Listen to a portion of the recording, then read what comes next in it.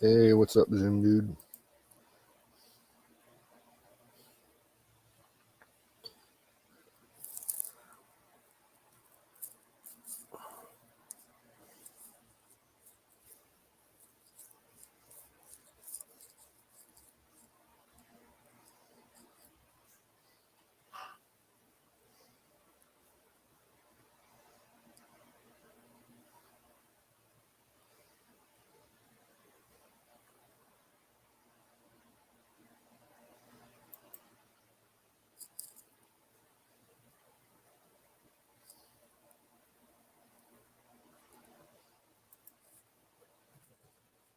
Hey, Elron, how you doing?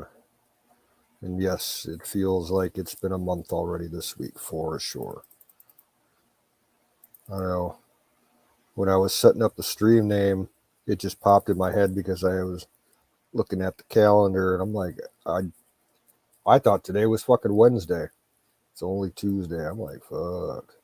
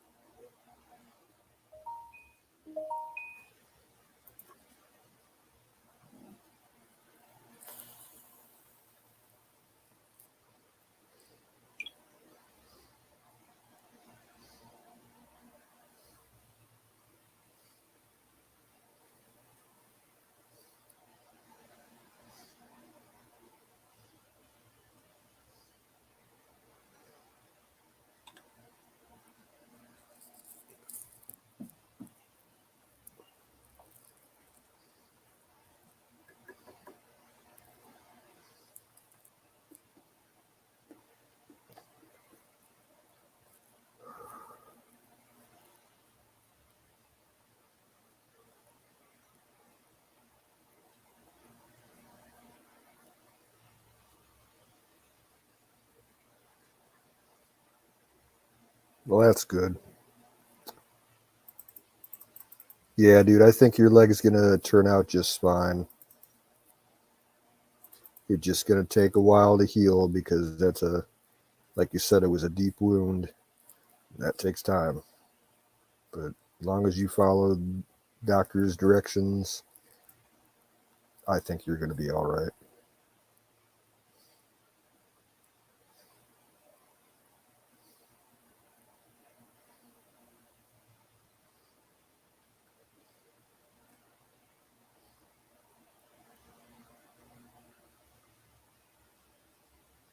That's awesome.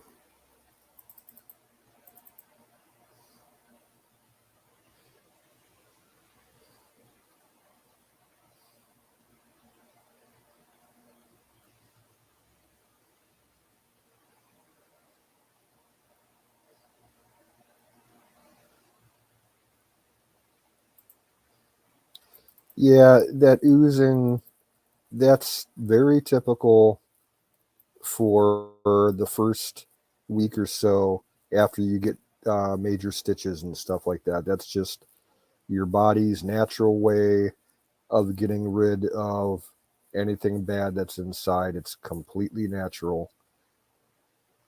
Now, if at any point you start seeing a lot of redness around your stitches, and if any of that pus starts coming up and it smells bad, then that's something that you need to talk to the doctor about. Yeah, because if you got an infection on the inside, any um, secretions like that ooze, if they smell bad, that's what's causing it is infection, because infection stinks. Yeah, I think you'll be just fine, dude.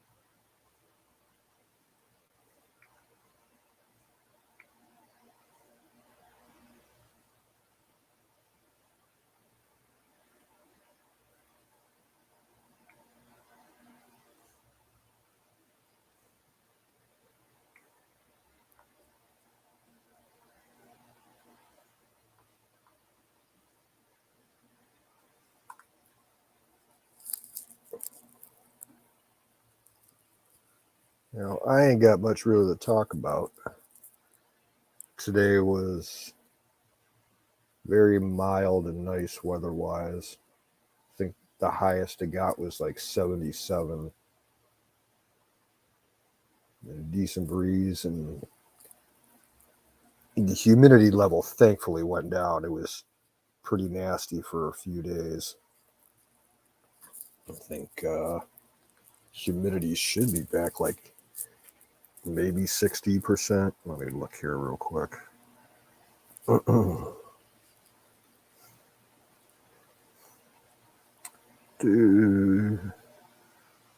Oh, yeah, I'd still say it's kind of high, but I'm not feeling it as bad inside the house. So I got most everything closed. They're still saying 89%.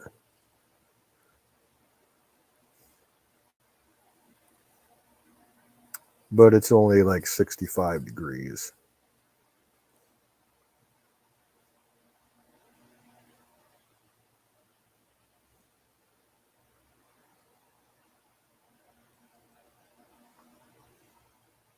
I think it's supposed to be a little bit warmer tomorrow.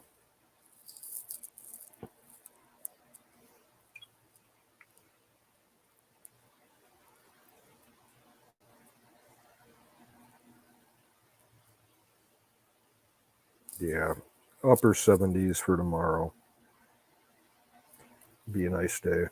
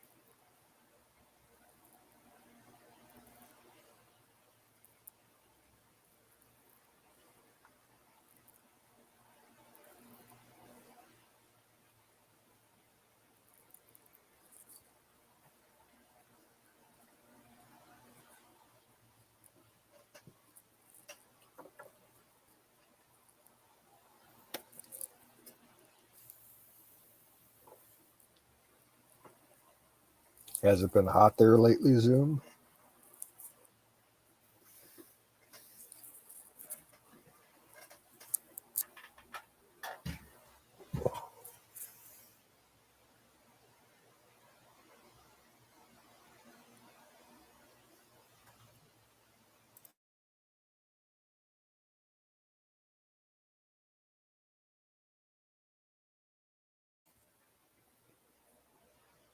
That's good.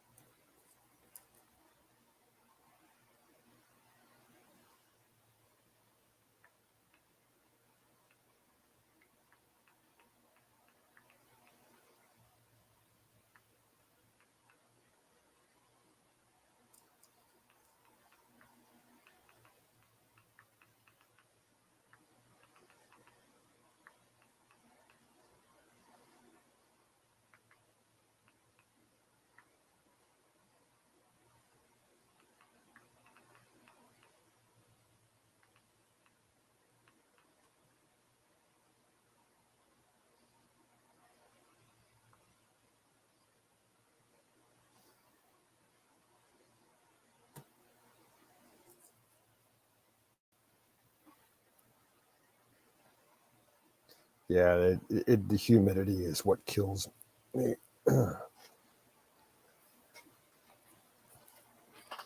I can handle a dry heat, but like in the 90s.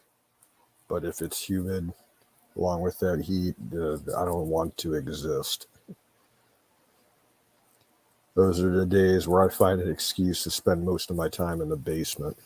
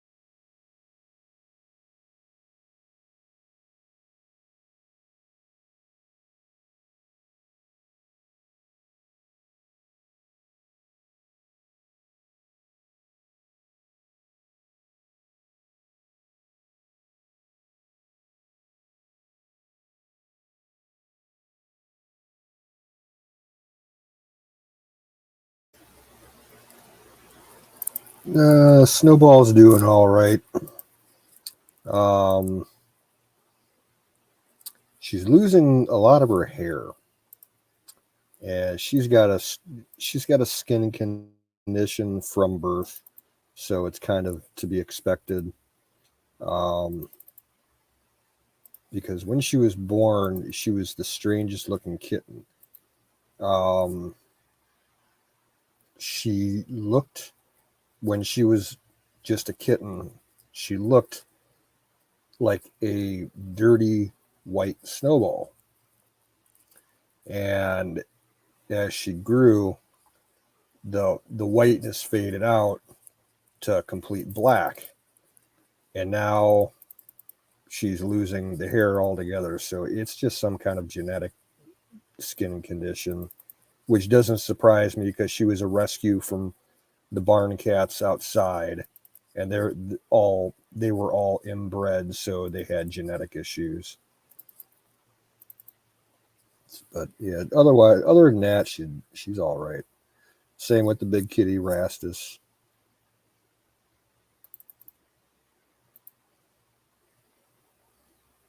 I don't let them upstairs anymore because of the flea issue.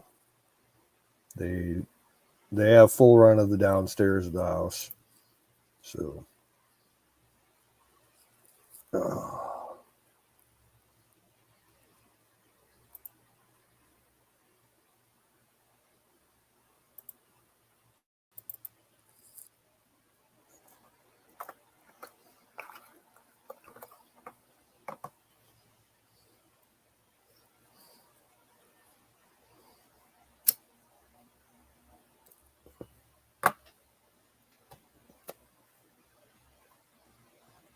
yeah, glad to hear your pooches are doing okay.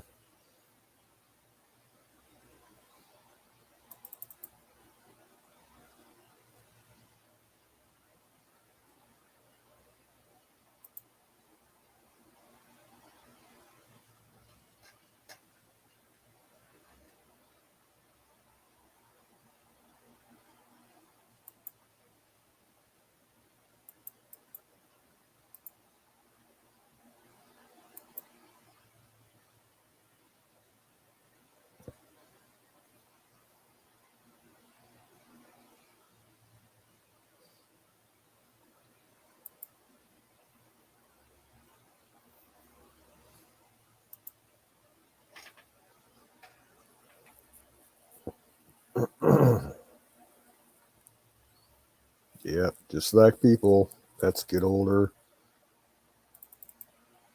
Unfortunately, they're not as long lived with like us, but everybody's got their time. I always kind of liked older dogs. They're less hyper and they tend to be a little more on the low key, down to earth side of things. And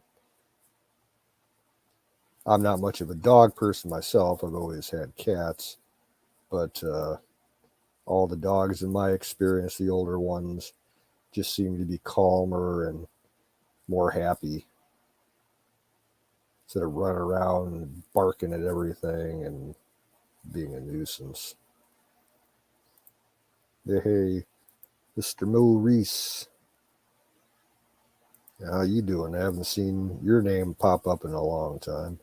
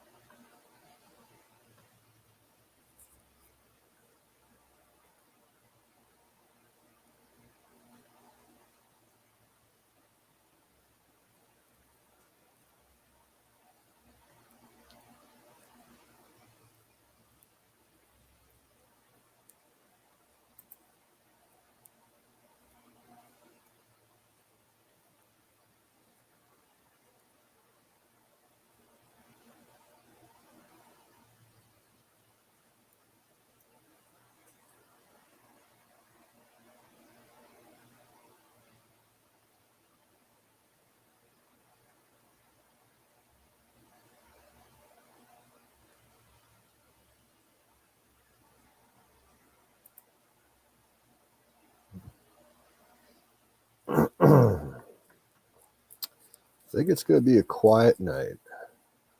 There's still a lot of people over at Deer Butches.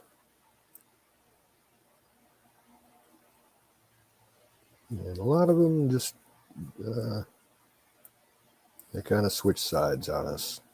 There's a lot of people upset with us and whatever. I don't want to get into it. It is what it is.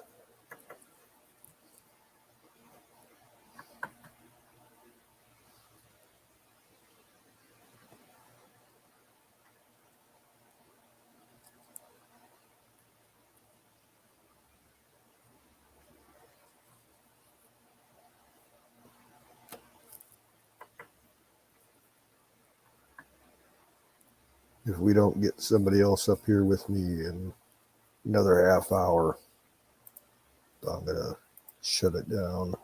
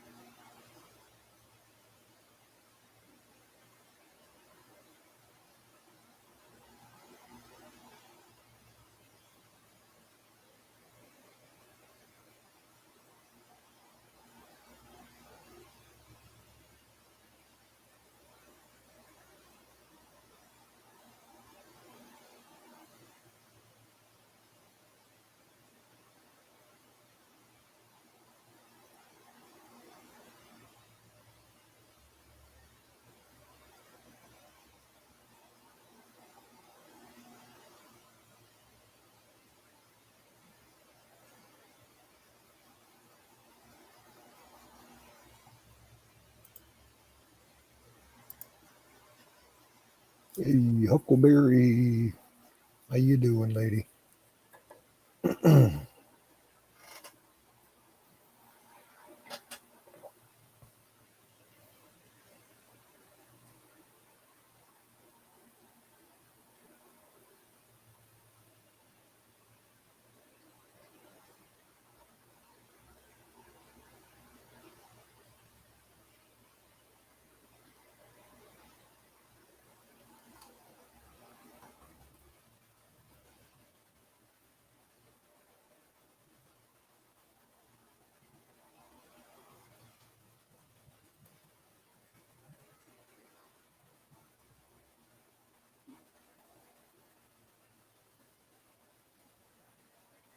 It's looking to be a quiet night here, Luck.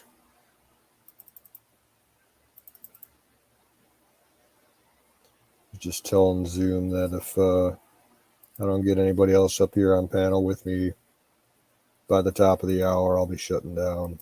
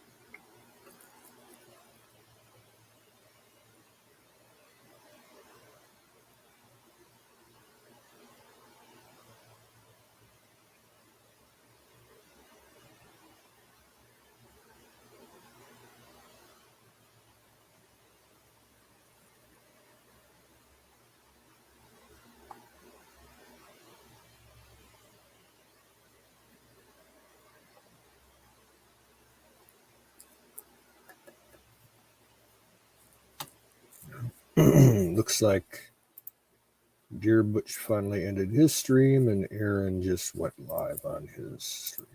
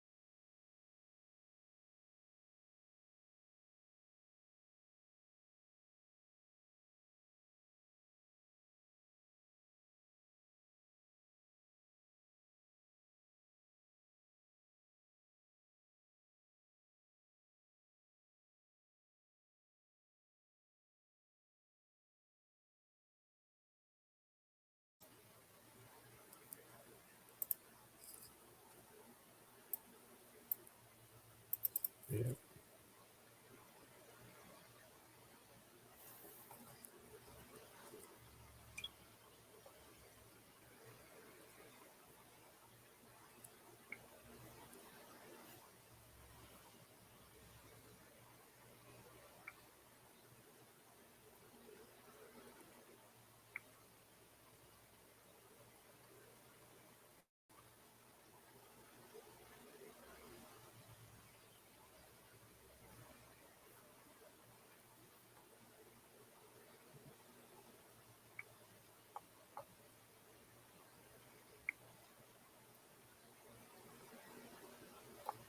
Hey, Sing, what's happening?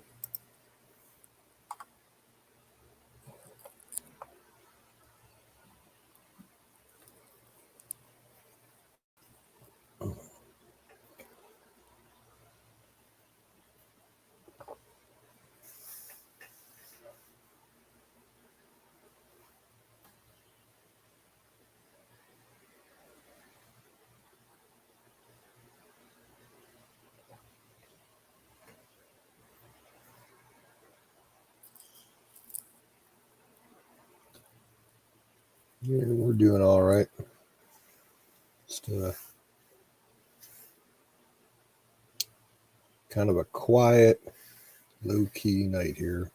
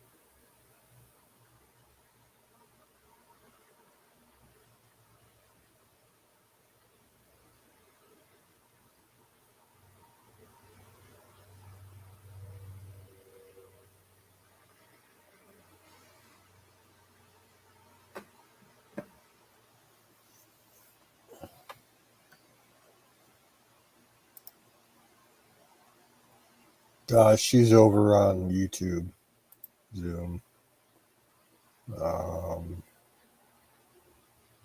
the Sick Pat channel.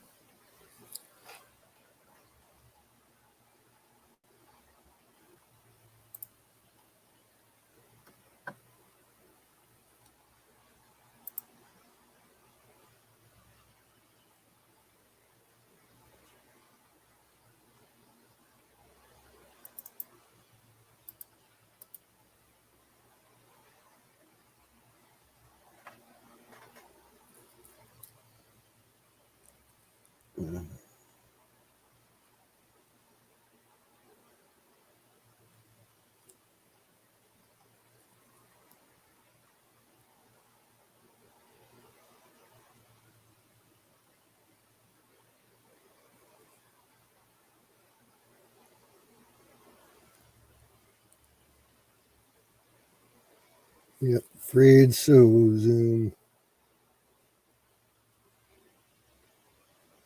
It's still a little bit early, but I don't know. I was telling everybody earlier, Sing, that if nobody comes up on panel by the top of the hour, I'm going to shut it down.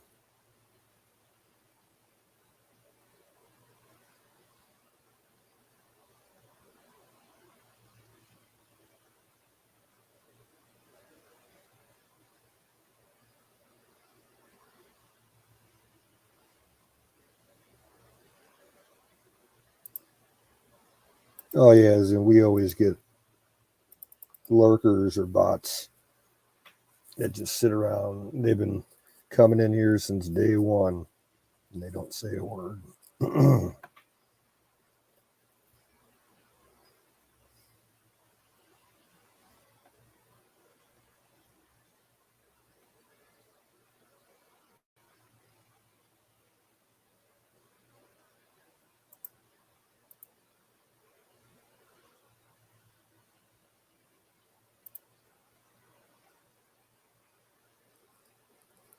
And Huckleberry Zoom says to tell you incoming pie.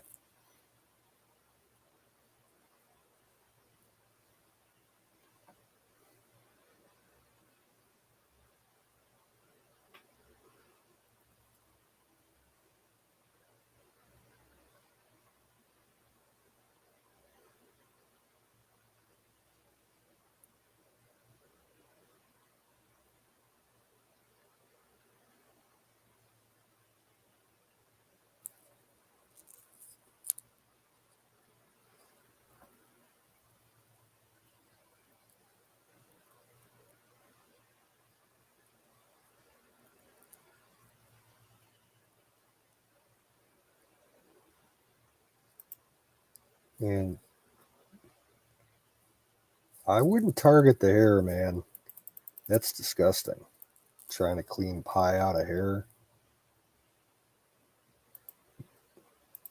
One of these days, someone's going to get a little upset that their hair is ruined and they're going to whoop you.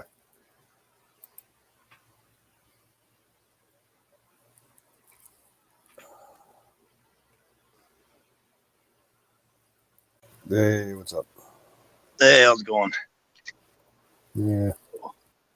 Same old, same old. Yeah, I know what you mean. When you're up there alone, it's almost as bad as like when there's 10 people up there trying to keep up. But if you're up there on your own, it just kind of gets boring quick. Yeah, I'm not the kind of type that can just sit there for, I can do it for an hour, but that's my limit. Because I'm not the kind of person. I'm not like Aaron where I can just talk and talk and talk and talk to myself and people in the chat. It's just not me. It's a gift I do not have. You could probably go longer than me because I don't even think I could make it an hour. Nah, hour's my limit. Yeah. And I enjoy talking to people in chat, and it gives a better chance to really do it. But a lot of times, if it's not going real quick, it's hard to keep up. So, well, we half the problem is you got a lot of haters out there, and right now Right. they're just exercising their right not to show up because Yeah. certain people are starting shit in other chats, and they really don't understand the whole issue, what's going on, and Yep. taking sides, Yep. It happens every time, man. That's why I left uninformed. Twitch. Yeah, that's I don't know. It makes me sick, to be Yep. honest with you. But in the same light, I find it kind of funny because it it shows some people's true colors. Yeah. Childish nature plus the mob mentality. You know, it's like be an individual for fuck's sake.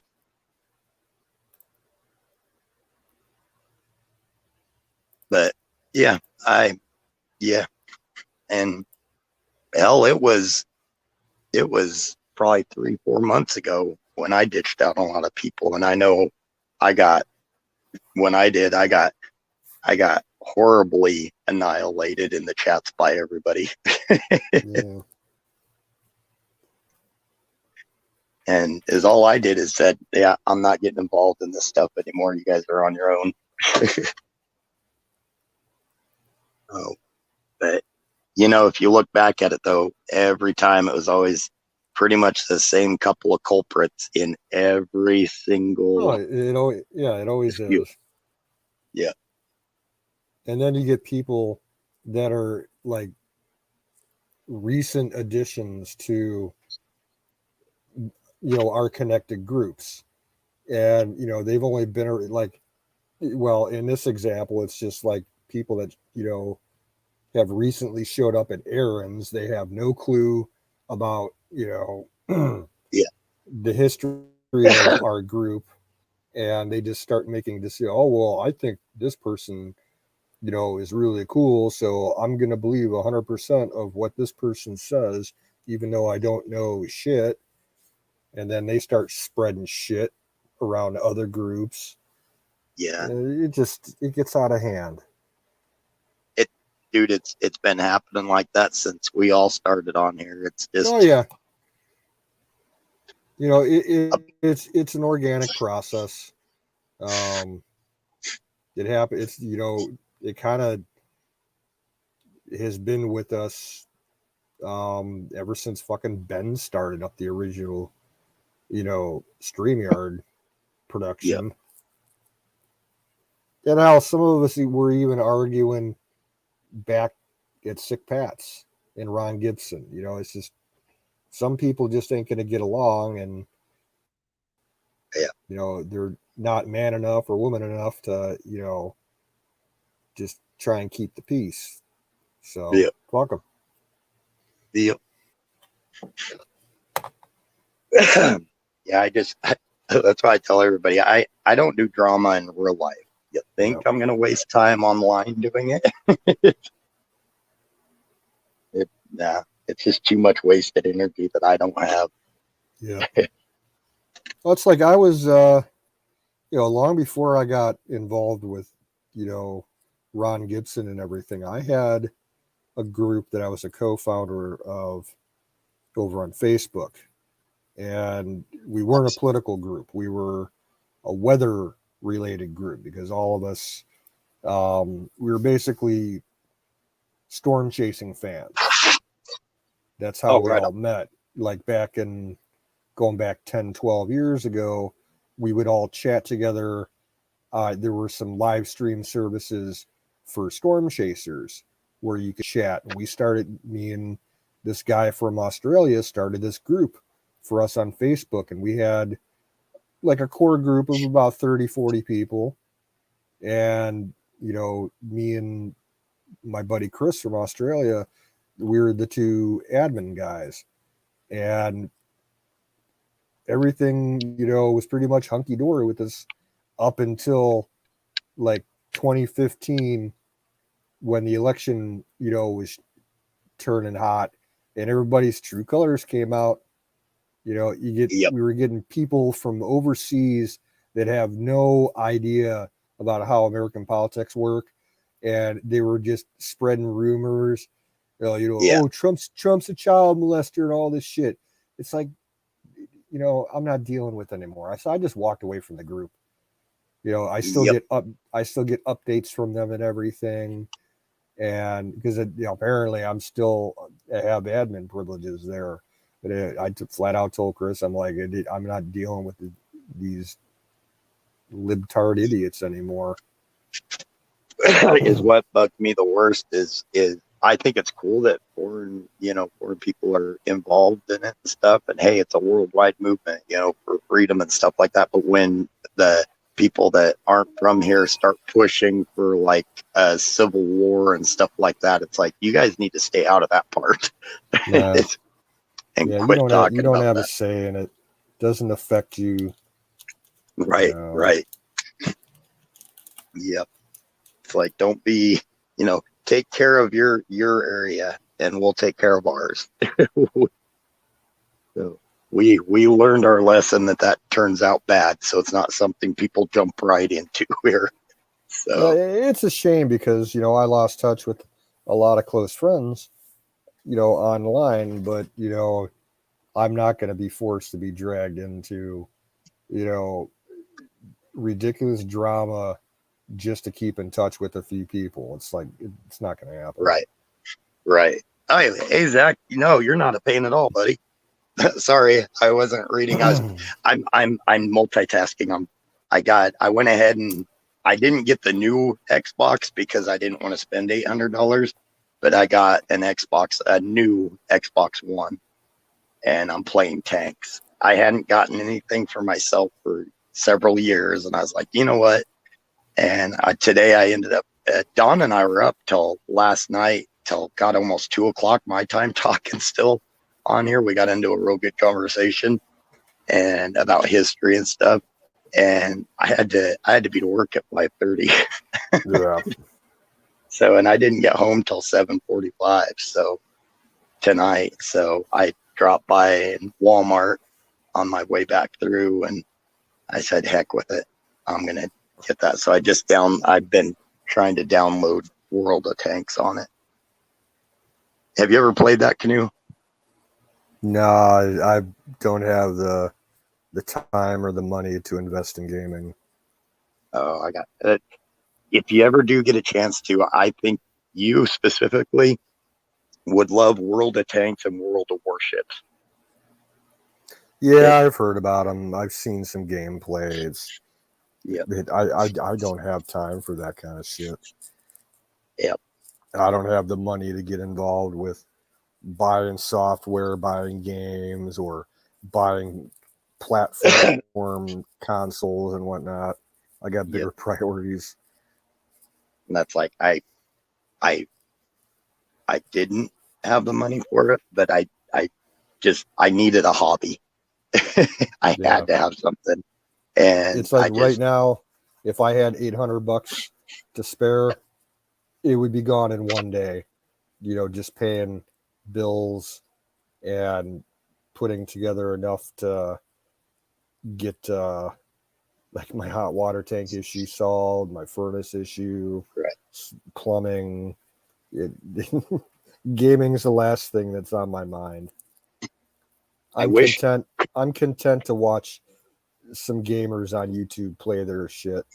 That's about it. right. I wish I was as well off as some of the people in group think I am. I am not. But as some of the people in group seem to think I'm well off, and I'm not. I wish I was that well off to where I could help people in group more. This was buying this was I literally haven't bought myself anything for several years. And this was like I was sweating bullets buying it. It's like, should I, shouldn't I, should I, shouldn't I? So I just had to have a hobby. And it was either that or an RC airplane. And the RC airplanes were gonna run me about 3 times as much getting into it. So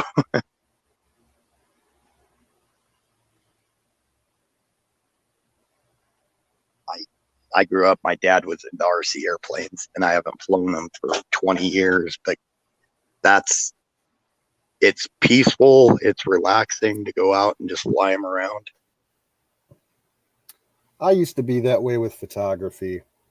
If I had a decent amount of money to spare, back in the day, I saved a lot of money and I would treat myself to buying, a new camera. It wasn't, Nice. that was my hobby. I got this one camera off of eBay once and I fell in love with the damn thing and I loved it so much. I went ahead and I bought a second one of the same exact model so that I would have parts in case the first one crapped out, and that adds up money wise. I invested total probably about $2,400 in all my camera in that particular camera system that I had set up. I still got fucking cameras out the ass. 35 Mostly, millimeter. yeah. Oh, dude. Oh, But I and the problem is that there's not much of a market out there for used 35 gear anymore because everybody's gone the digital. Yeah, but the thing is that people are like legit into photography. They look for those 35 millimeters, Yeah, especially if you've got some of the darkroom equipment. I got two enlargers. Oh, dang. One's in yeah, they're both up in the barn. I got one myself, and I got one of my dad's. Mine was actually I got a government surplus. It used to be at NASA. I had to go to the NASA facility here in Cleveland to go pick it up. Nice. Dang, dude. I think you'd be surprised. I've known several photographers. There's a lesbian couple that are friends of mine. They own a pizza shop, and they are mad about. They pay a lot of money for stuff like that, and I think you'd be surprised. I probably surprised everybody saying a lesbian couple friends of mine, but yeah. And yes, they are good looking, but they do not like guys. Well, I mean, they do. I mean, they're very butch. But yes, Zach, my 360s, I had a heck of a time with my 360s, keeping them cool. This Xbox One is supposed to be better about it. That, and I can't sleep if my room's hot. So, like during the winter in my bedroom, I shut the heater vent, and then during the summer, I have an air conditioner going in my room. So,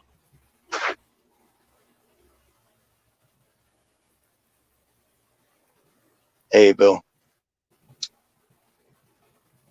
But yeah, canoe. I bet you if you put that out there, you would be really surprised, especially if you found the right place for it. Yeah, I'm just talking as far as prices. Like if you were to sell to a camera shop, Right. like you get stuff that was 15 years ago. I could have sold for like it if I okay. I was always a Minolta fan. My dad was always in the Nikon. If I were to, 15 years ago, if I was to sell all my Minolta equipment, I probably could. I had enough. I probably could have gotten $3,000 for it. If I was to try to sell all that shit today, I'd be lucky to get $1,000 for like all the lenses and everything. I know a lot of people I talk to that are into photography. They swear that digital cameras have ruined the art of photography. Oh yeah, for sure. I was brought up on black and white 35 mil and how to Nice. shoot it, how to process it, how to print it, all that shit. Remember the Polaroids? Yeah, I do, but I never used them all that much. Honestly, We had a the only time I ever used Polaroids was if I was at somebody else's house or hanging out with somebody else and they had one. They're like, "Yeah, take some pictures for us," because I was always known in school as the camera geek. Nice. We always had Polaroid to family things. I still got my family Polaroid. It's just one of the older ones that you cannot find because it's a wider one and you cannot find the stuff for it. Yeah. Oh, yeah. Yikes, Zach. Yeah. Hey, Zoom dude, I can't get the link for you for that group tonight. I'll check after we're done with the stream tonight and get a link for you. And I guess I'll messenger it to you. It'll be easier for you to connect that way through Facebook because it's a Facebook group. But yeah, it's Christ. I think at this point now, the membership of that group it's over 30,000 people have joined that group, and I'm still considered an admin over there, even though I haven't touched it in years. Oh, some dumbass is in Vegas.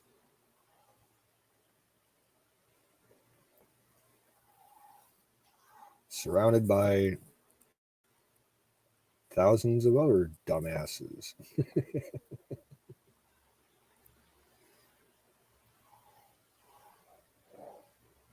Goddamn fucking YouTube on your phone. Tiny little goddamn childlike fingers and people that can read fine print from 20 miles out. I don't know how you do this shit.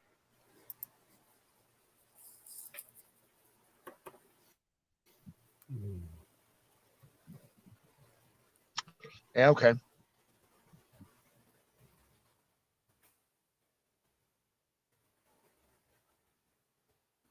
Oh, Wild Bill dropped out.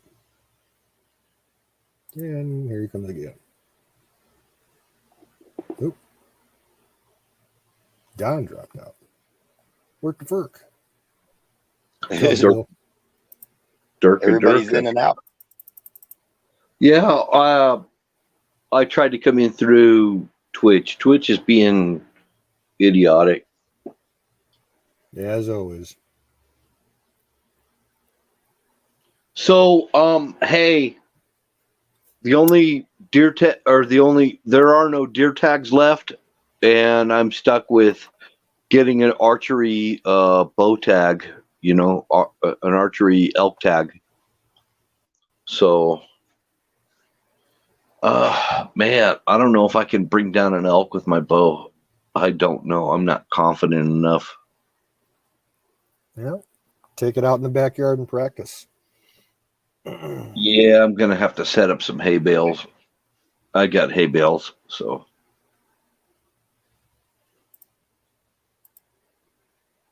I use carpet.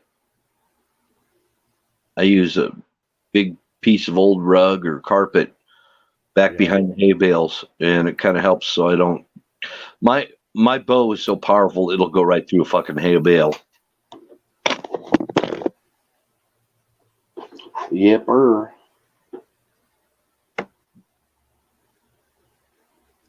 So, I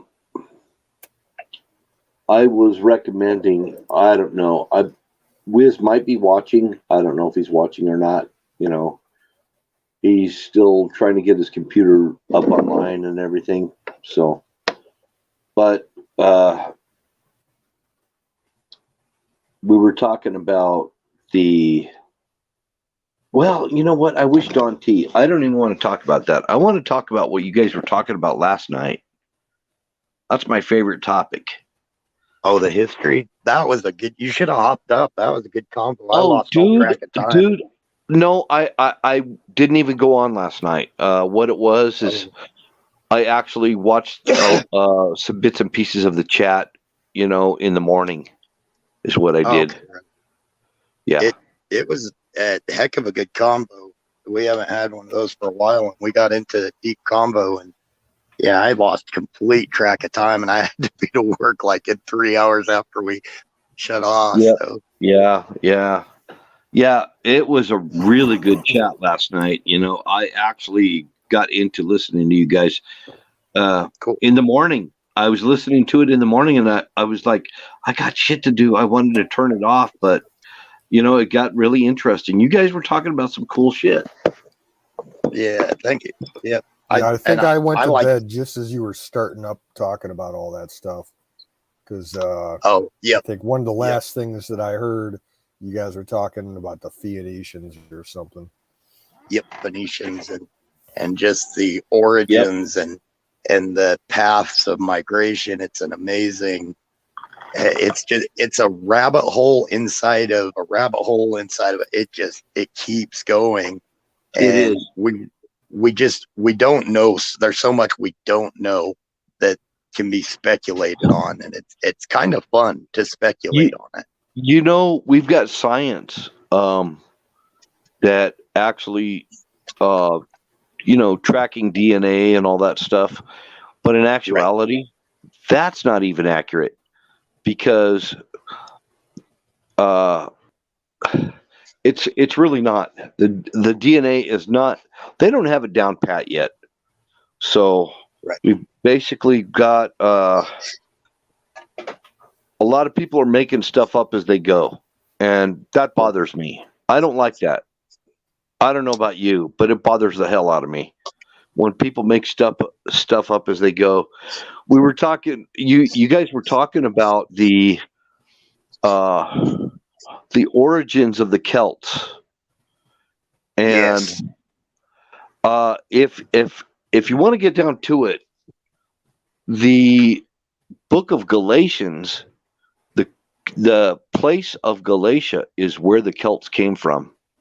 That's where the Gallic, and the Galician languages came from. See, and that's an interesting thing. I didn't touch on the religious part. We're doing the history, but with you saying that, I'm talking about the ancient Greek area of Galatia, what they now call Galatia, not having to do with anything biblical. It was an area. It was a Greek area called Galatia. Right. And I completely agree. And actually, I was the one that was just about ready to turn that biblical. I didn't mean that you were. I was the one that was, because when we talk about the man from Galilee, which we all know who that is, and yes, sir. There's a lot of people that speculate he was Celt. Yeah. So it puts a whole new dispersion on religiously the chosen, which is dangerous to talk about because people will say, "Oh, you're racist," and no, it's not. I'm not saying it is. I'm just saying, let's get to the truth type of thing. It's kind of neat. Well, I'm just saying it was a profound moment in our chat last night, and not many people were involved in it, but Dante, the dude is my brother. He's a fellow Scot. Nice. Okay, so I know I've got a lot of I'm a mutt. I'm an American mutt, but I claim my Scottish heritage. It's the one that's the most clear to me. The other ones, they're there, but they're not as clear. So, anyway, I didn't want to thwart the conversation you were having with Canoes. I hope I didn't do that. No, not at all. I'm glad that you enjoyed the conversation. I know I enjoyed it a lot. I don't get to have many of those conversations anymore. My friend that we used to talk about this stuff a lot, he moved to Missouri, so that would actually be subject matter for a whole different channel, actually. Right. Were you here? Were you here the night that we were discussing a lot of that? It was Canoe. I think you were here. It was Emerald and Don and I. And Don was pulling up maps of different times in history, and we're going through, and even on Google Earth, like to look at ridges in the ocean to where when the sea level would have been down, places they would have lived and stuff like that. And that was an interesting one. I enjoyed that. Yep. Sick Pat used to talk about stuff like that too. Yeah. I think that's why Pat and I got along so much, because I had a lot of fun. There was times late at night and everything. I was one of the only. There was only like a few of us around, and we'd sit there and talk about that stuff. Do you remember a singer by the name of Donovan? I do not. Okay. I'm familiar with the name. Yeah. Yeah. He sang that song called Atlantis. He's the one Okay. that sang the song Atlantis. Where was he from? He was Scottish. Scots-Irish. Scottish and Irish, both. But Donovan sang that song. It's near and dear to the hearts of every Irishman and Scotsman. The history of Atlantis, because it's part of ancient Celtic lore. So See, and I believe there's a lot of peoples out there, different civilizations or whatever that we don't know of yet. I don't know per se if they were flying around per se necessarily or whatever, but I'm not guaranteeing they weren't. I mean, it's impossible to say. I think because of the internet, we have this attitude that the world is a small place, but I think it's much bigger than we give it credit for. Right. And there's a lot going on in this world that I'm always biting my tongue, because I'm realizing that there's so much going on in this world that I was never aware of. So, Oh yeah. Hey, What's there up, you Wheezy? go. what's up, guys? Hey, Wiz. How's it going, man? It's time for pie. I want to interject some happy smile faces on it. How you guys doing, man? Doing good. Tired. we got locked in that conversation last night, and I lost all track of time, dude. It was a good chat last night. It was a really good chat. It was definitely one of those I didn't want to end, but when I saw the clock, I'm like, oh crap. They were talking Kimmy! Hey, Kimmy. A lot of the history and a lot of the history that we don't quite know for sure yet, and we're just speculating a lot on it. But I think we were approaching it from a standpoint of hopefully it was logic. I think we're trying to approach it from a place that seemed plausible. I think to Wiz and to you, Sing, and everybody in the chat, we as human beings are more interconnected than we realize. And some of our brothers and sisters have been disconnected from us for a very long time, but we're still the same species, and we're still, human beings, and we want the same things. Right. I said it that one night, that one of the nights that some of the people were arguing. I was like, you know what? I love you all. I hope you get over it and everything. I was like, I don't hate anybody, but at times I will fall out with people. But it doesn't mean I hate them. It's just there needs to be some separation. No, there's some assholes out there that are bought into the lies, and they just want to be trolls. And we can't do anything about that. You just have to, like Wizard said, everybody that could have been helped has been helped. And if the help hasn't helped them, it's their own damn fault. Right. Yep. Oh, I tell you what, have you guys seen the numbers and the backlash the FBI and the DOJ and the White House are getting? Even Democrats are lashing out all over Twitter like, what the hell are you guys doing? Amen. And this to is that. scary. They are coming at them hard. I have a prophetic message from past for you guys. No weapon formed against them shall prosper.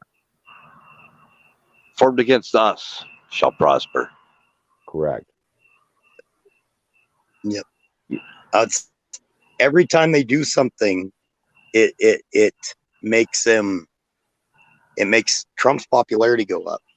And I was reading an article today, and according to some leaks coming from some of the pollsters and stuff, and some people that have left the pollsters recently, and are coming up there saying, "Don't believe the polls. Like Biden's approval is way worse than it was." And the polls that they were doing today, that he's just bottoming out. And Trump's, even Democrats now are saying that they support Trump in all of this. That this is just wrong. Colonel Shaw in the house. Hey, What's up, Shaw. Colonel Shaw. Colonel Shaw. Hi, Kimmy. Kimmy's here. And there's my huckleberry. Now, when I say Democrats, I mean Democrats, not the lefty. No, yeah. just say fascist. Say fascist fucking Nazis is what they are. That's what they are. They're They're national not socialists. communists. You're being too nice when you say communist and socialist. Watch Mark Dice's last video that he put out. You know, it's, you know, you're really doing them a favor just calling them commies. They're worse than that. They're fascist. They're beyond fascist. Yeah, this is a dictatorship. Brother, this is a dictatorship that's hitting us right now. Yeah. Yep. They're definitely pushing it. Yeah, basically. The rule of law. They've put it in. Come on, man. The Betsy Ross flag is a symbol of militia and subversives. The Betsy Ross flag? Come on. Really? Really? Yep. Ted Cruz flipped his boot up on. He's like, did you guys watch that thing with Ted Cruz showing that? He takes his boot off and puts it on the desk about the, I can't remember which one it was, but he's got one of them printed on his boots. That where it was on that list. Yeah. The Gadsden flag, the Come and Take It flag, which is called the Gonzales flag, is what it is. It's from Gonzales, Texas. And it says one, Come and Take It. Yeah. Hey, Ragged. Yeah. Come on. That is not, there's nothing. Yeah. For them to say that, I think they're just trying to get everybody pissed off and stirred up. Yeah, I can see that, Bill. I can see that you and me have read the same article. Yep. Or saw the same video talking about that. Yep. It's Colonel Shaw's right. This will make Trump stronger, and it is. Every time they do this crap, he comes out stronger. Yeah, if anybody doesn't know what we're talking about, Project Veritas released a couple of days ago an internal memo from the FBI that's being circulated about basically even low-level American patriots that are now being considered domestic terrorists because they either support the slogans that like the 3%ers and the Oath Keepers use, or display those particular images of the Betsy Ross flag and the Gadsden flag and whatnot. They're all tying us and putting us up in a corner as domestic terrorists, you know, for that kind of bullshit. Putting us on the domestic terrorist, but it's what, to phrase it exactly what they said was that we're on the FBI watch list. Yep. And I've got a Gadsden flag on my truck, and it ain't coming down, and nobody's fucked with me about it. A Gadsden flag on my truck. Ragged Huckleberry says hi. I know I'm on the FBI watch list for that reason alone. But fuck them. You know what? Don't be scared of this.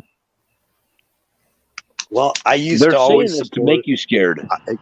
I used to always support and say that, well, the regular FBI agents, you know, are just caught up in it. Now I don't do that anymore because they should be stepping up and saying, no, we won't do it, that they're the ones doing the raids. So this, I was following orders. It didn't work after World War II, and it won't work now. It's you took an oath to serve and protect the people, not just a certain group, and you're going after people, and they've got to know it's politically motivated. And to where they're not doing it, I'm done supporting the regular ones. I got a job working at the VA hospital. Okay, I had to swear an oath at the VA hospital, and that was a union job. AFL-CIO union job. I'm going to tell you right now, even if you go to work for like a company making guidance systems for missiles, you are going to swear an oath. I don't know if you know that, but that's because they're a government contractor. It's part of the gig. And so whether you're union or not, it doesn't matter. You still have to do that. So all those people, there is no excuse. If you're a postal worker, Yeah, we can hear you. Oh, okay. I'm just checking. Sorry, I didn't mean to interrupt you, Bill. Go ahead. if you're a postal worker, you still AFL-CIO. It's union. Postal workers are union. Even if you're not in a right to work, even if you're in a right to work state, you still got to swear that oath. Doesn't matter. So the thing of it is, all those people that fucked with our ballots that were AFL-CIO, they are beholden to that oath he swore. You want to play games? You're beholden to that oath you swore. Period. That's all I had to say. It doesn't matter if you're union, not union, whatever. If you're a government contractor or working for the government directly, you swear an oath. And if you violate that, you're beholden to it. Yeah, And all the American people that are getting burned right now, you're responsible for it. Yeah. Ragged Coin saying the postal workers over there are going on strike in the UK. Yeah. But, are you man of honor or not? Are you man of honor? When you make an oath, are you a man of honor? If not, you'll pay. Because you made that oath. Doesn't matter if you're a Mason or what the fuck you are. You make an oath. That's why the Bible says not to swear any oath at all. If you weren't willing to swear that oath, you shouldn't have taken that job. And you're beholden to it. And the the man is coming around. And when he comes around, he's going to cut you down. Colonel Shaw says hi, Huckleberry. Yeah. Go to Twitch. But yeah, fire in the motherfucking bowl. Thank you, Lord, and pass the ammunition.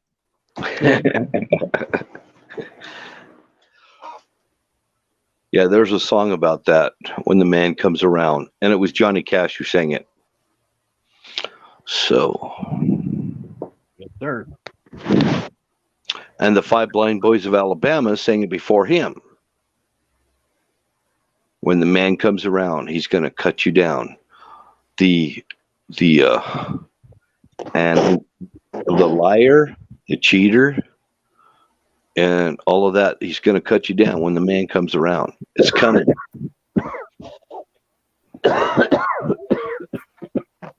Fire in the bowl. Yeah. Sorry about that. That is a good one. That was a good one.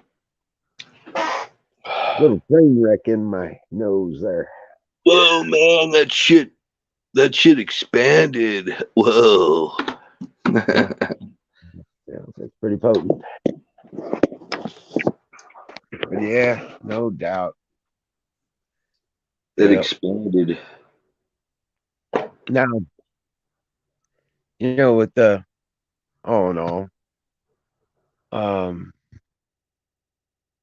Just got to remember God's in charge,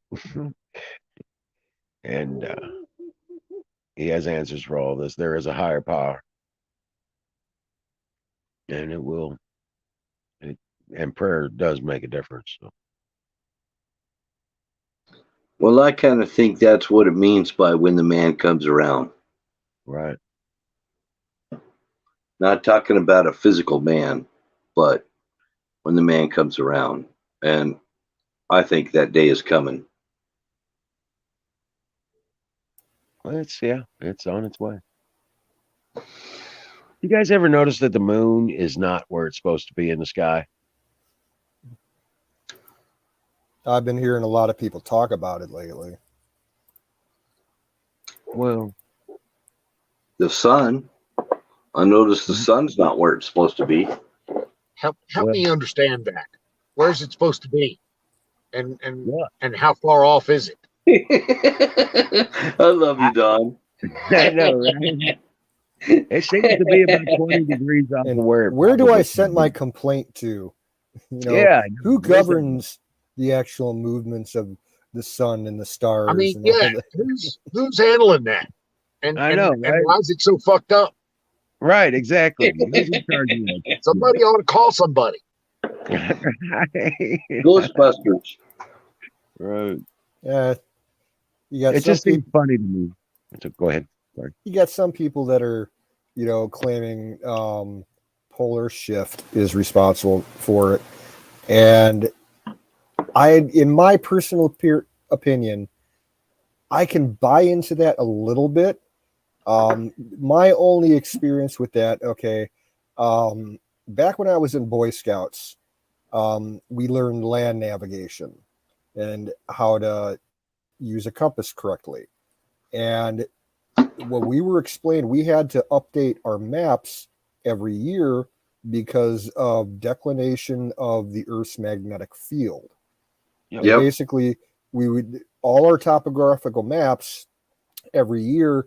We would have we took a compass with a yardstick and rewrote on our maps with pencil the declination that changes every year, so that we wouldn't have to fuck around with it while we were on the trail.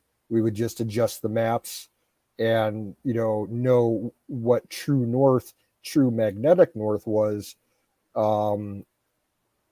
just by looking at the map instead of having to figure it out on the trail. And if I remember correctly, back then the declination was something like 2 degrees per year. So, and that's going back to like mid 90s. So you think, that's going on like 30 years now. It has increased. It has increased. Declination has increased to up to 70 degrees at the equator. 17 degrees, excuse me.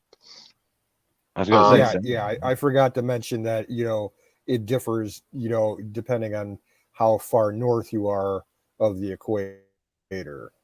But, being in Ohio, that's pretty far up north. So we only had a 2-degree differential to work with. It has increased. And the WGS 84 maps that you were using at the time, they're actually calling those no longer accurate. Right. They're actually being replaced by the government. WGS 84 is what all charts are built on. Well, most navigable charts are built on WGS 84 mapping matrix. World Geodetic System 1984 is what those charts are built on. And they differ from magnetic. Yes, sir. Why are they changing it? Why are they changing them? It's because the magnetic field is shifting. Yes. I was just going to let you say that because I already knew that, but that awesome. Well, there's proof that the Earth's magnetic field has shifted. Yep. Multiple times in history. Right. I just don't know what it's going to do to our modern electronics. I kind of wonder if the equator is shifting. If the magnetic field is shifting, then the equator should be shifting, right? Okay, so what is the equator? Well, the dividing line between north and south.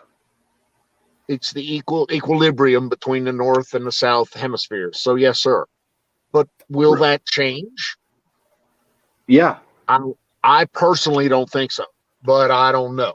I'm not a fucking. What is that? A geoscience, yeah. Geomagnetic, thermal, geographic, Topography, yeah. equal something. Dealey Whopper guy, PhD. That was actually one of the fields of interest that I had when I was looking at college options when I was in high school. I wanted to get into, modern high-tech mapping. That is some cool shit. Yeah. I got to tell you, it is really cool shit. So is the. I always wanted to get into tectonic plates. That the way that I'm following this guy from the Washington State University up in the Northwest, and he's talking about glacial Lake Missoula and shifting tectonic plates off of the Pacific coast and things like that, and that kind of shit just gives me a little chubby. I'm sorry. I mean, look what's happening up in Iceland right now. They got another volcano that just went active a few days ago.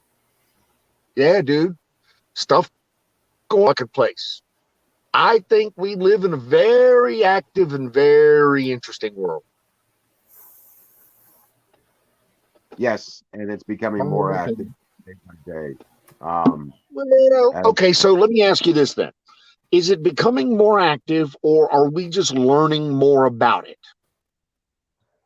I think it's becoming more active right now because of the nature of, theoretically, we're close to the event horizon of the galaxy at this stage, which is the warmest period of our travel when we are close to the event horizon of the galaxy. But Don, he's also saying that by opinion. Right. Well, I'm trying to stick with as much scientific theory, logic as possible. And if we do travel around the center of the galaxy like a carousel horse, above for 25,000 years and below for 25,000 years, it's actually 25,600 they estimate. Then see, now that's interesting shit.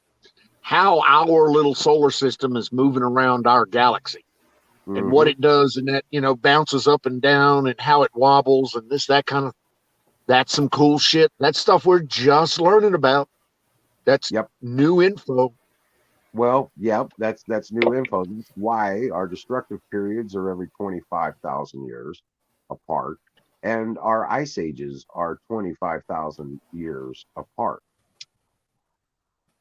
Because we're furthest away from that event horizon where all the action and energy is around that event horizon. We're furthest away from it 12,500 years ago. 12,500 years ago was the end of the last ice. Okay.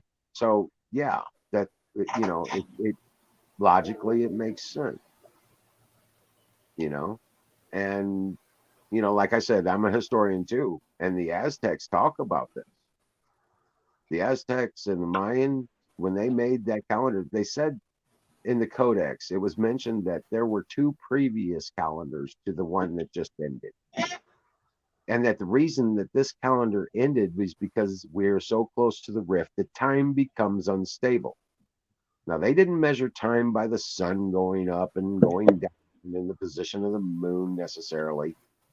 It was part of the equation, but it definitely wasn't how they kept time. They kept time by the revolution of stars and planets and galactic movements, and geolocation sets, for certain star types and stuff like that. They really were quite um, versed in knowing about the heavens and about the stars, and they were able to make a calendar from it.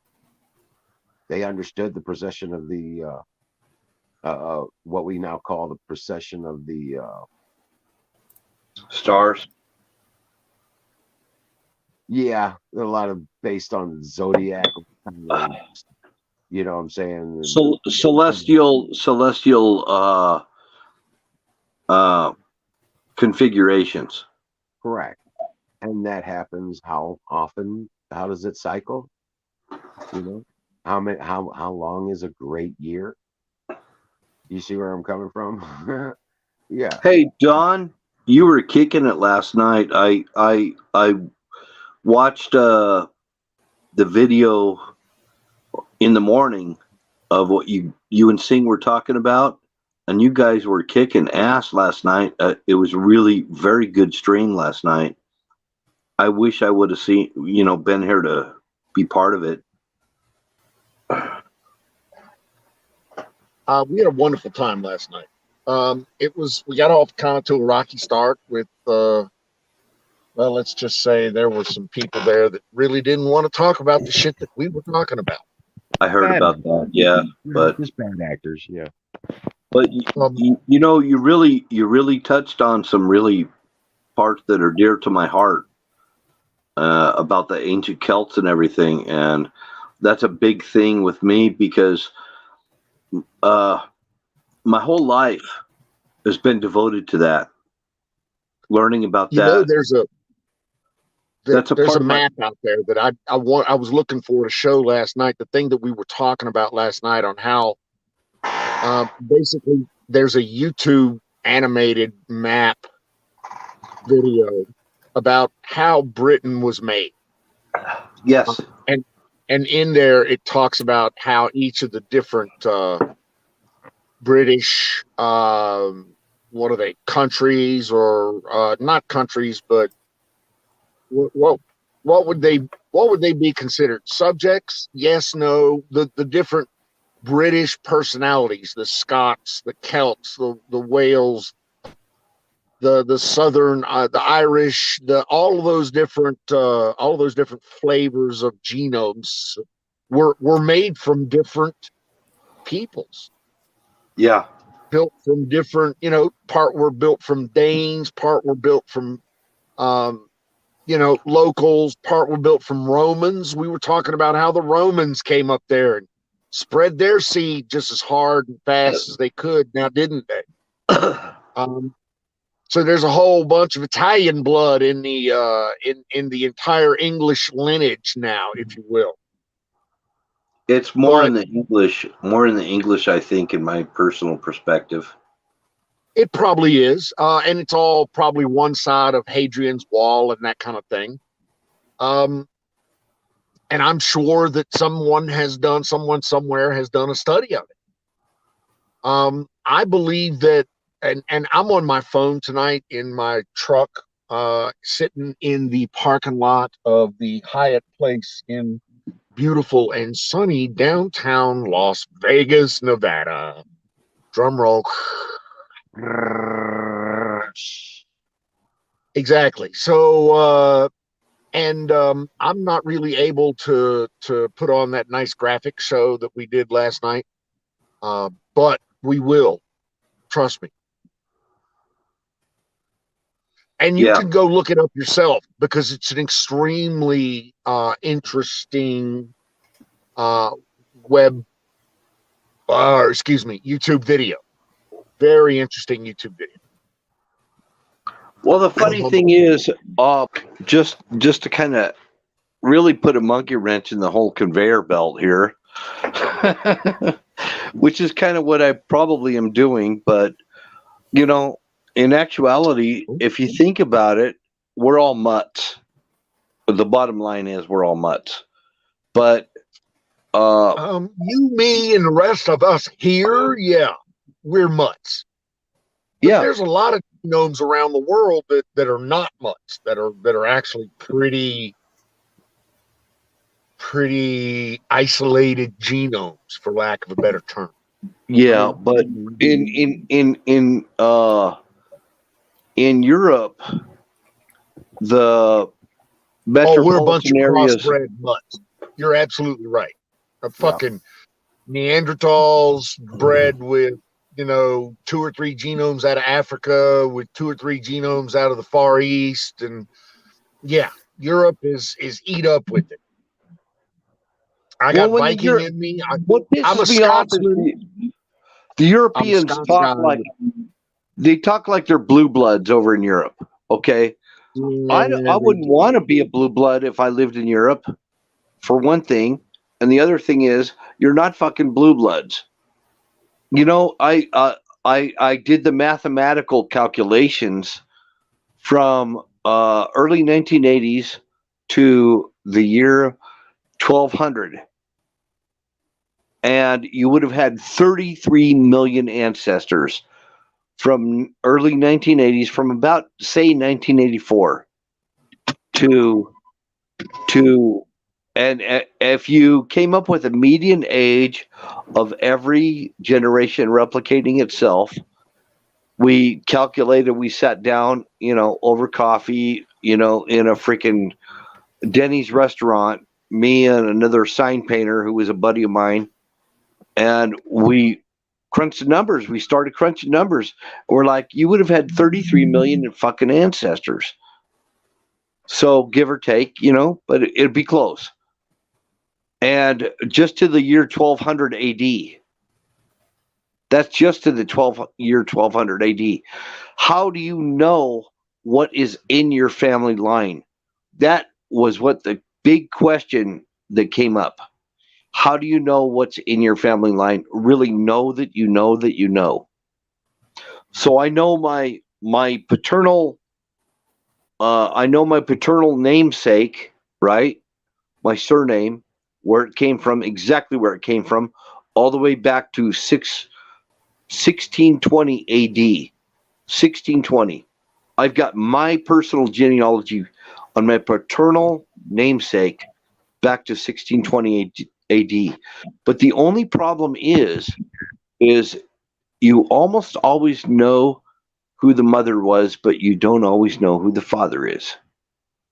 And a lot of babies were switched at birth. There's no guarantee that you are who you think you are.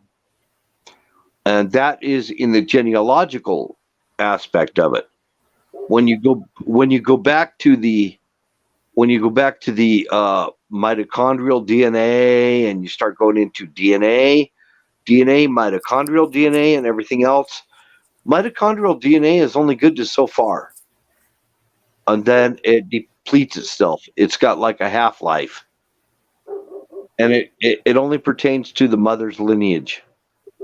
So you really don't know what your genealogical history is. I live in Utah. This is important to Mormons. It doesn't mean a lot to me. I figure, if you've got, the right blood or whatever to have children with, well, that's all that matters. But a lot of people, all this DNA shit is very important, and I like to throw that in the face of the racists, the KKK guys, all them. I've had them approach me, and I throw it right in their face. How do you know that you are who you think you are?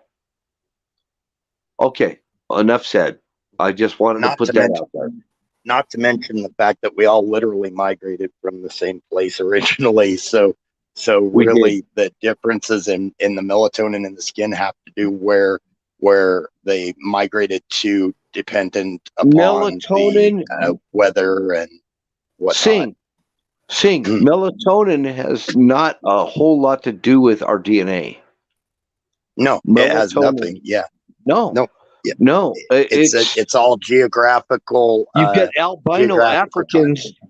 There's albino Africans popping up all over the place, and people with that particular disorder where their melatonin starts to disappear, like it did with Michael Jackson. I don't remember what the name of that is, progeria, or I don't know what the hell it is.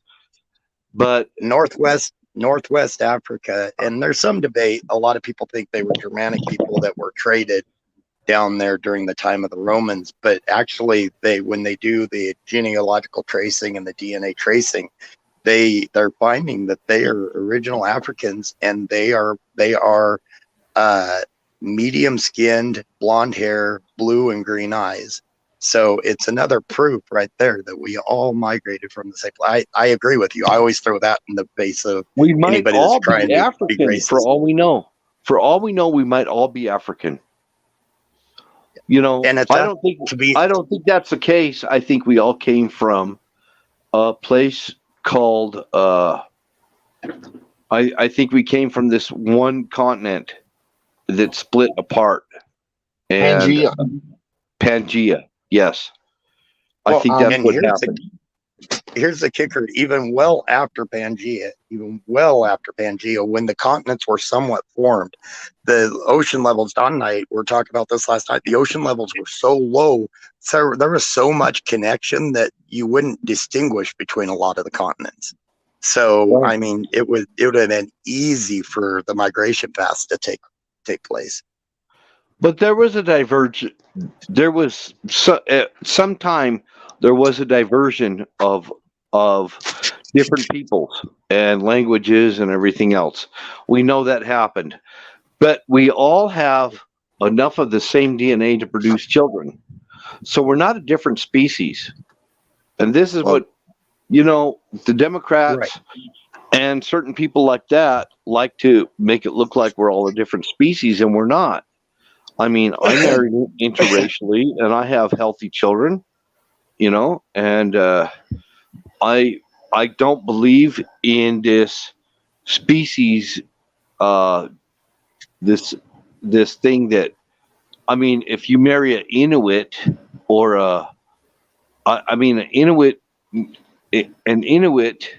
Indian can marry a person from Altai and produce a child that will be just like an Inuit, And or if you talk about a Mongolian. If you talk about language, even in America alone, look at all the different accents, the different slang, the different, people talking from the country compared to people talking from the city. Even in the communities as close as America is, there's such an expanse that there's a difference between communication. So it shows where language would have changed, especially if there was a lack of contact. Zebras are not a lot different than a donkey. Zebras are very similar to a donkey. They're more similar to a donkey than they are to a horse. But yet, you can produce offspring, but they're not fertile. And see, we're so close genetically, we can't produce offspring with a great ape, but we can produce offspring with a somebody that's of a different race that comes from a different continent, because we're that close genetically. So we can have children with people of other races. They're people. People is the key word, of other races. So we're not that split apart genetically that We're the we same need to have all this species. fucking we're the same division. species. We're the same species, just different breeds. Yes, Race, it's like you were talking exactly. about earlier. The race doesn't matter because the race is simply the melatonin in the skin. And So the melatonin exactly. doesn't matter. Right. Well, the it's DNA partly that that. It's partly that. It might be sickle cell, that enabled a lot of black people to be able to live through malaria, a highly malaria-infested area. And it might be something else, but the point is we're close enough of the same species to be able to produce offspring, and that should tell you we are closer with our other races of people than animals are with their other subspecies. We're close enough that we should all be looking at each other as human beings. Yep, only one species. I'm really glad that we with our conversation last night, it seems like we triggered a lot of thought. I'm glad to see that. That's awesome, Bill. That's cool. I'm glad to see it like triggered a lot of the thoughts about that. So, Oh man, I'll tell you what. In my lifetime, I've come a long way with a lot of things that I was brought up thinking, and I found out were wrong. You find out, things that you once thought were fact, and Wizard talked about this too. All the truth is coming out. We're all children of God, and we have souls, and we're all right. children of God, and we're all part of His creation, and we're made in His image. It doesn't matter where you come from. I don't care if you come from a Muslim country. You're still a child of God, or Buddhist, or wherever. It doesn't matter what part of the world that you come from, whatever the religious persuasion is. We're all children of God, and that's the whole point. And God wants us all to know that.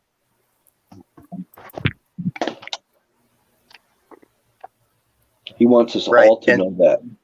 And Fired away. Huckleberry, Are going you back. sure? Oh, Are sorry. you sure? Really? Are you sure? Are you sure God wants us to know that? You kind of broke up there. Sorry, I didn't copy. Are you sure? Are you sure God wants us to know that? Are you sure He's not trying to tell us something else like, well, you stupid fuck, Don, you should have did it the other way? Are you sure? I'm sure. Okay. I'm absolute. Well, I don't see it any other way. I can't. I mean, if I could, I'm open to ideas. If you got another idea, let me know. Well, I you're one of mean, those Right. faith guys. That's cool. Faith I gets you through appreciate the you. places where non-faith won't quite make it. I get that, Well, but I I struggle appreciate you, Don. sometimes. I do appreciate you more than you know. You're more of a brother than I ever even realized, and your opinion and your matters to me. It matters to me.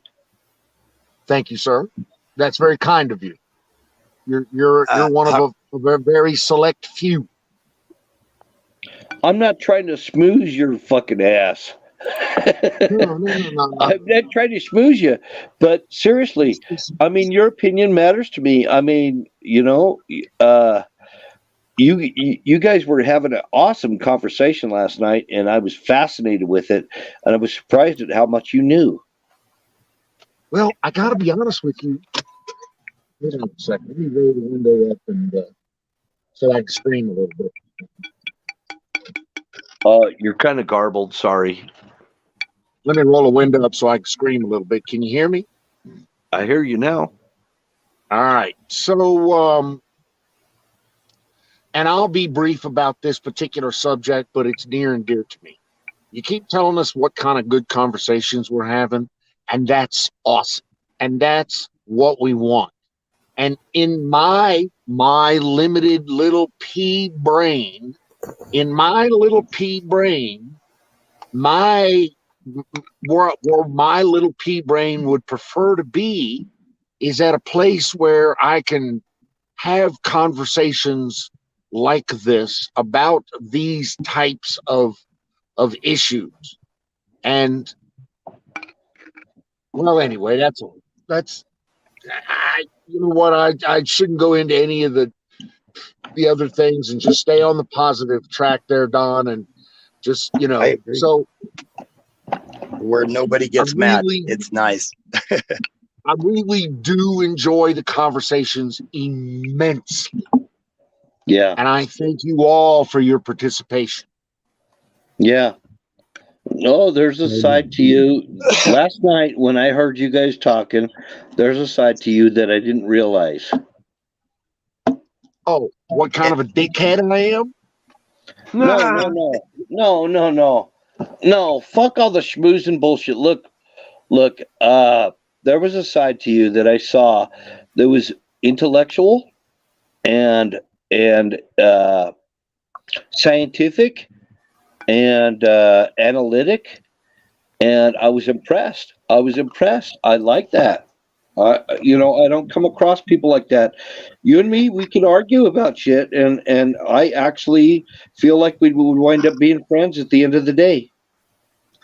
Well, there are a lot of people that would stand behind me and smack me in the back of the head and say, "Shut up, Chuck, and just be gracious and thank the man very much." So thank you very much, Bill. That's very kind of you. I very much appreciate Well, it. I know there's people that don't like you, and I know there's people that don't like me.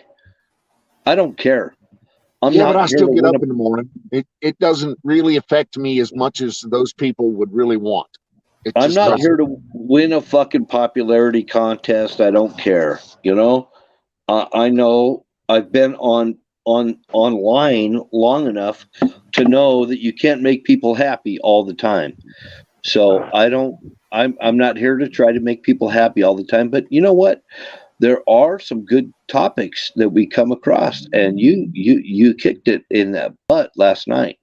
So hey, I'm just saying. And anybody else that's in the chat right there that's listening, you hit the topic, I'm going to give you credit. I mean, if somebody has got something really influential and is going to change my way of thinking, I'm open to it. I really am. I hear a lot of silly shit out there, but there are some really smart people out there. And Pat knew what he was doing. Sick Pat knew what he was doing when he rounded up everybody and he freaking figured it out, He found the smartest people out there. Sick Pat, and he told everybody. He said, I found you guys. I know that you're the smartest people. That's why you're here. How did he Yeah. do that? How did he He do felt that? sorry for me and let me tag along. I, Okay. Fire in the motherfucking If you bowl. want, we could talk about the flavors of crayons. Flavor of my weed. Flavors of there we go. crayons. There we go. I'm good with that.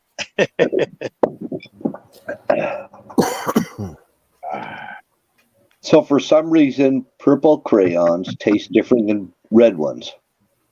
I don't know why. What we need to do,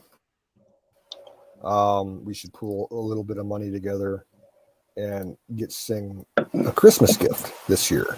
And we should get him a crayon cooking book. so you can have some new recipes to try out.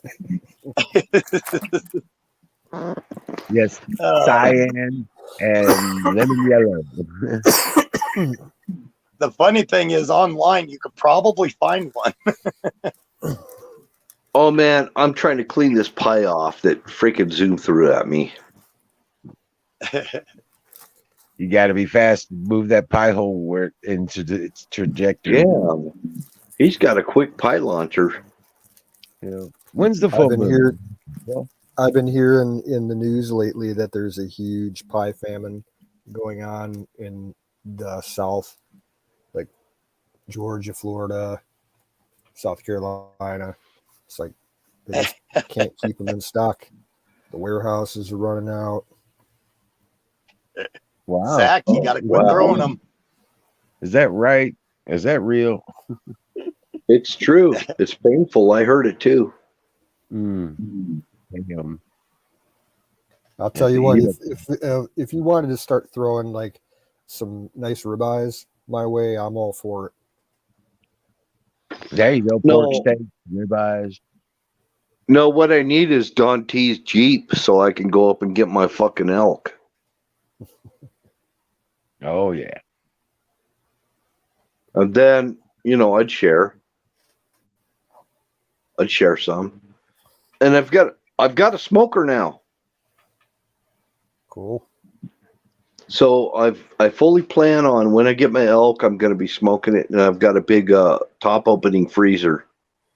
So I'm going to be doing elk. If I get an elk, that's the only tag I can draw on is a is a elk bow tag. I have to get a bow tag only for bow hunting. And then you got to track the elk.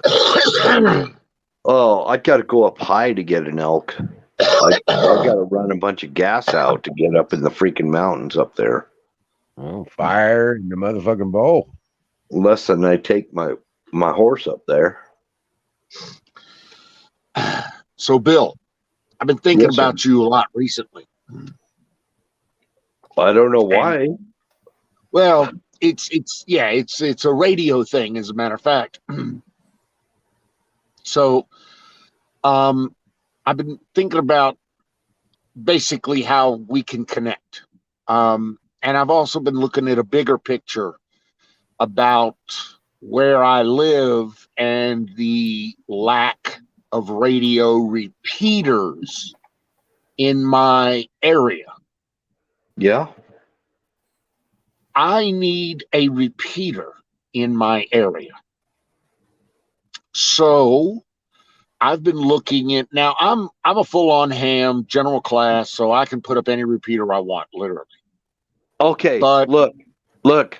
If we build a repeater, if I help you build a repeater, Don, you can make money off of that fucker. No, this ain't about making money off the motherfucker. Oh, okay. This is about getting connected. So and let me give you the 10,000 foot view so you don't come in hot. What I'm thinking about technically is 2 repeaters, one in my area, one in your area, connected via the internet and utilizing radio protocols like IRL link or Echo link or various and sundry other voice over IP radio protocols that exist in the open. So what I'm thinking about is just linking 2 sets of repeaters across the internet. That's been done to death. But I don't know if it's been done in GMRS land, which is that commercial repeater. And you know what GMRS is. Yeah, I know what it is. Right. So you don't need a license for GMRS, nor do you need a license for a GMRS repeater. Are you tracking me now? You want me to get a Baofeng radio and talk to you on GMRS? No, not yet. Not yet. We're not there yet. Okay. You will end up probably getting a GMRS radio or even 2. But that's in the future. Just hold up. Let me do some more digging. Okay. I'm just trying to solve a problem. That's all. I'm trying to solve another problem. Maybe you can help me. What you got? I'm trying to figure out where to drill my hole to run my coax, and then I'm going to put a little rubber booty. I don't know if I need to, run it from the toolbox on the back of my pickup up in through the floor on the cab of the truck, or run it from the run it through the actual back of the pickup bed through the cab of the truck and put 2 booties. But I'm going to have to put some booties in there. I know that, and I don't know. Maybe I you've would talked go to through the people floor about that. and I would use grommets, rubber grommets. I put on my toolbox. I've already installed it. It's there. The antenna's there. Everything's there. And I will put more if I need to. But it's on the back of the toolbox, so it's kind of in the center of the truck. For my cell phone booster in my pickup, I was able to get a new gasket. It was a thicker gasket for the bed light that comes out of the cab, and it has a side grommet that comes out of it that I was able to run the cable through. And another thing I want to do is build some kind of a console on the floorboards of the truck that I can that I can run all my radio shit, including my scanner and everything else. I want to be able to have it open in the back where I can, connect coaxes and everything. So on the hump of the truck, the hump at the bottom of the truck on the floor, I want to build some kind of a unit. Maybe people that do this. I don't know, but I want did that. I want it I at a did slant. that. I actually built a custom console for my Crown Vic, old cop car. And you can use Bondo, and you can use MDF, and you can use nails, and it's real easy. But what's even easier is the console that you seek is one that's on one of those police cruisers or police SUVs that holds the guns, holds the radios, holds the cuffs, holds the everything, and still gives you the happy ending at the fucking end. Yeah, I love those consoles. I just can't afford them. Well, I could build it. I just need to know. And that's what need I the do. configuration. I You just go need out to and know you find the what you dimension. want, find a picture of what you want, and then figure out how you can build it. Because the console that I wanted from the police supply joint was like $790. Okay, I got a friend that used to own a company called Pacific Sound, and he used to build boxes and stuff that would fit perfectly in pickup trucks, cars, everything else for bass speakers. Colonel Shaw, have a great day. He's taken out. Okay, Colonel Shaw, Take love care, you, man. I bet he can't build it cheaper than you can buy it from these guys. I bet you would. So if I have a contact information, I could send you pictures and show you what I'm doing. Okay. And that would be probably Wiz.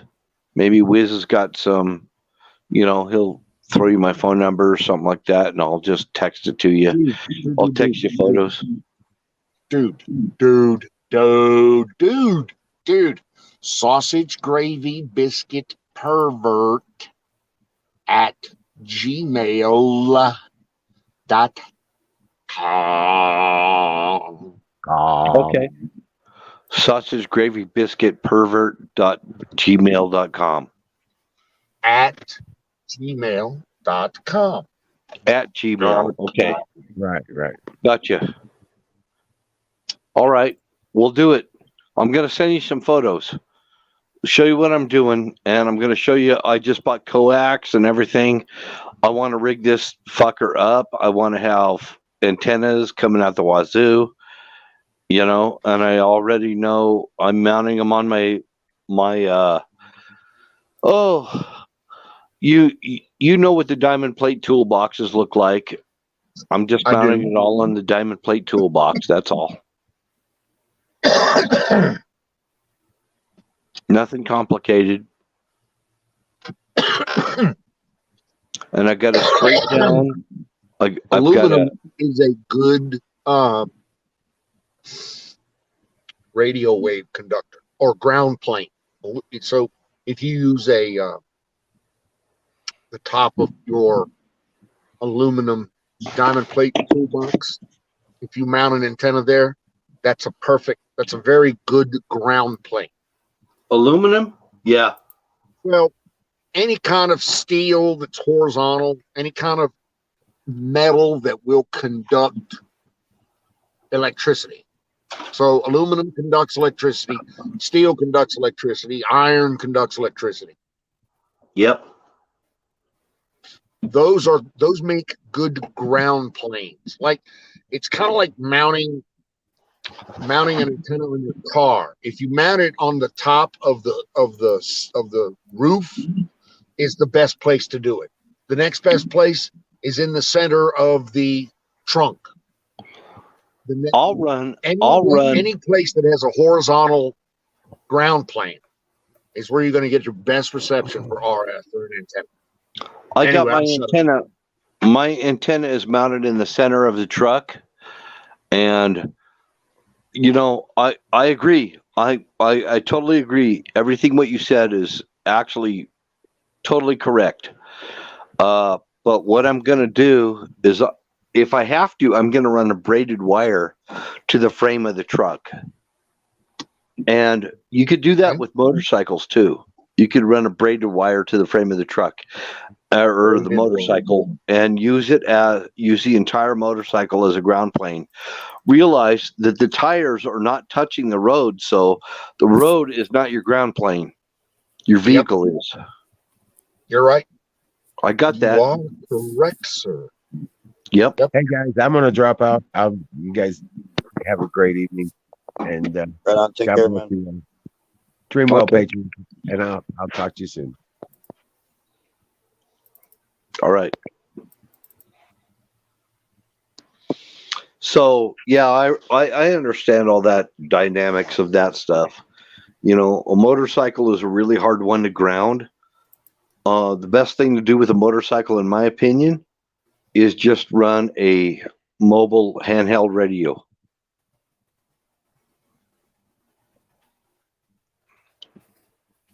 Right? It's a damn sight easier to mount too. You're right. It is. Yeah. Because it doesn't need a ground. Just Doesn't run an need a HT. ground. That's fine. Doesn't need a ground. You're right. You're right. You could make, there you can assume that the negative side of a battery is ground. So if you have a 12-volt battery on the motorcycle, you can assume that ground is achieved by the negative side of that battery.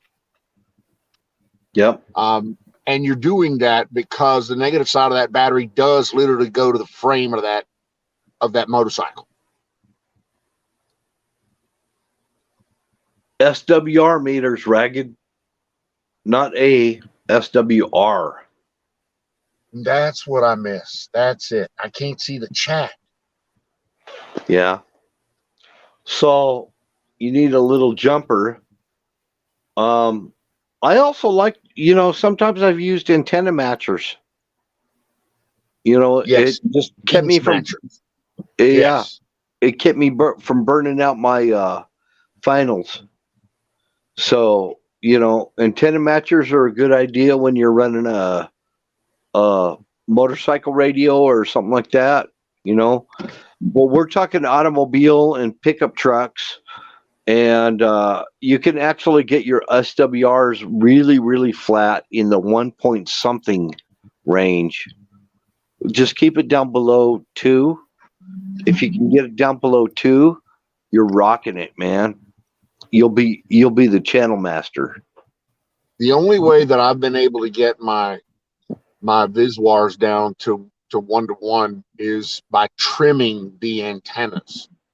Literally by trimming, a little bit off of the antenna and then plugging it back in and transmitting again and seeing where the Viswar is and then bringing and disconnecting it, because most of those antennas, most VHF and UHF antennas can be and should be trimmed with a pair of dikes.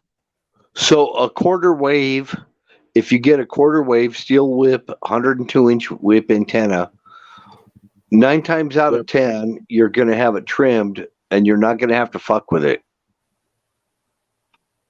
9 times out of 10, exactly. But you might have a radio that has a different centerline frequency, and you may have to move that centerline frequency to match your 102-inch antenna.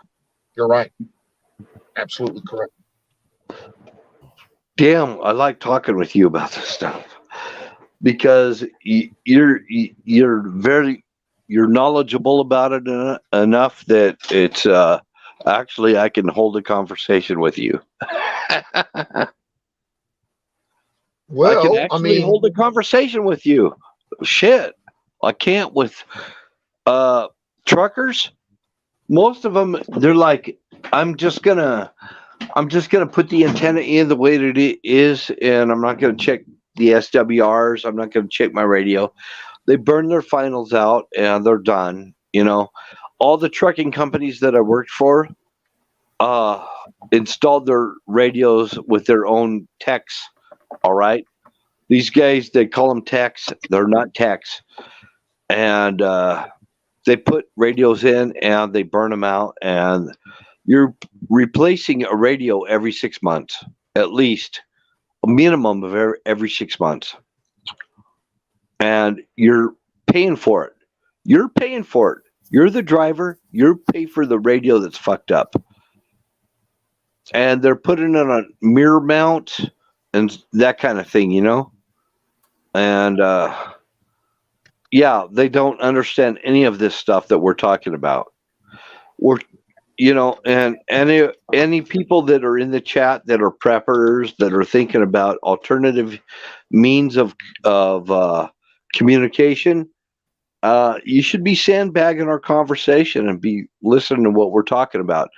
Don T knows his shit. He's a ham operator. I'm a CB operator and an Army operator. So I kind of understand some stuff, And I've keyed a mic once or twice. Yeah. I've keyed up once or twice in a couple of different places. Yes, sir.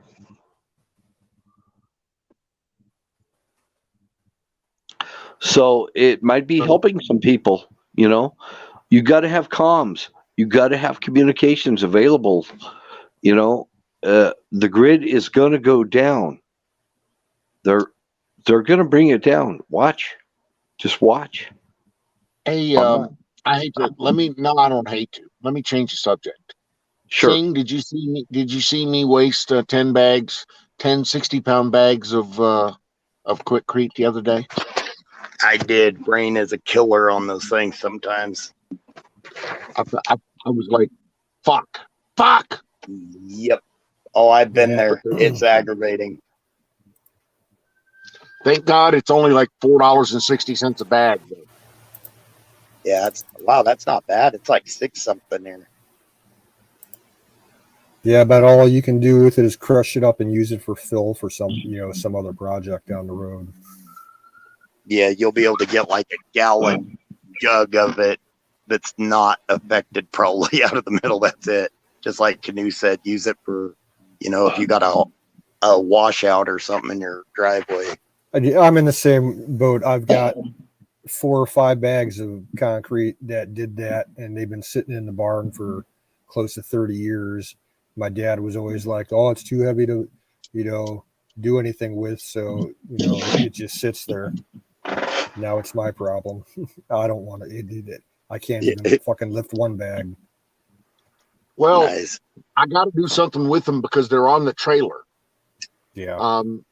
And the trailer, I need to use the trailer to go get the next 10 bags.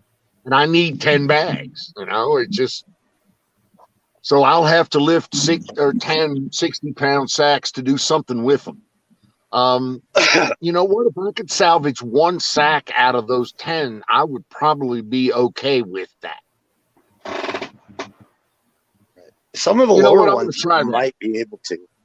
In these centers, some of the lower ones you might be able to. It might have just got the ends in about 6 inches, so you might be able to salvage a lot of the centers on those. You know what? I'm going to try that. I'm going to try it. I got a place where I can mix it. I got an agricultural tow behind for my ATVs.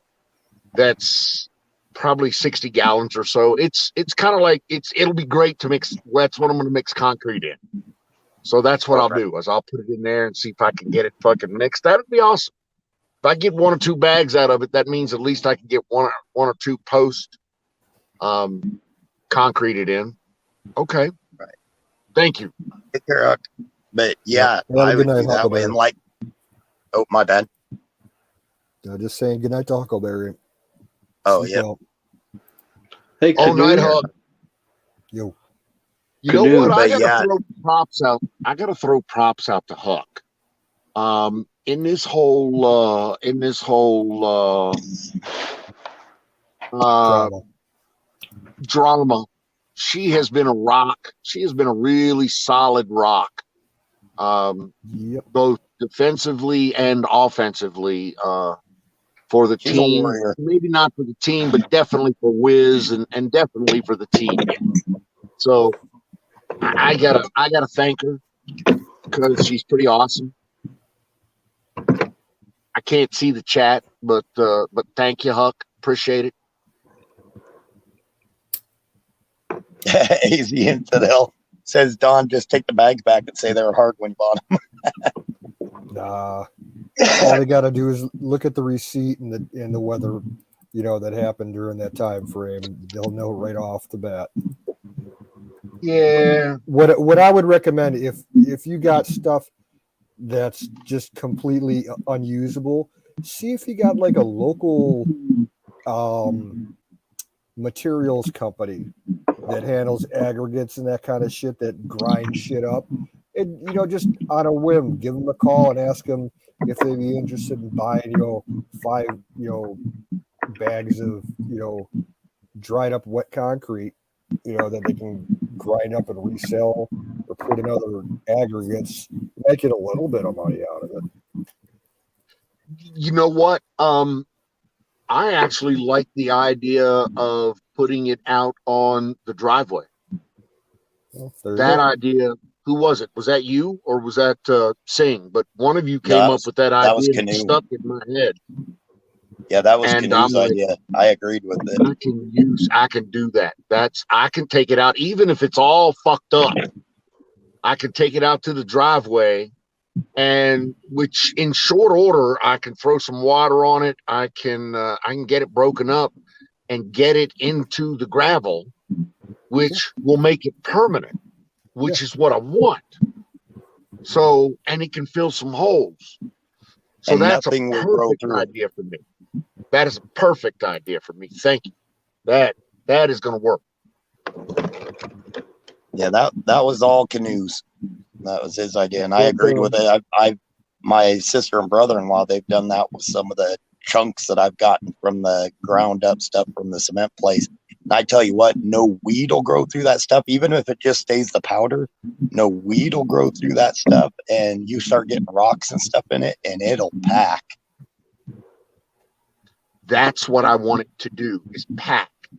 So if it'll pack nicely on the on my gravel driveway, then that will make me a very happy camper. Oh yeah. Even if I just spray it out and it's a fucking, I don't know, what's the word I'm looking, some kind of slushy little, gray fluid looking A slurry. whatever. Yeah. Still, it'll pack. That's all I care about. But I think I'll be able to save some of that. I think I'll be able to save maybe even 40% of that.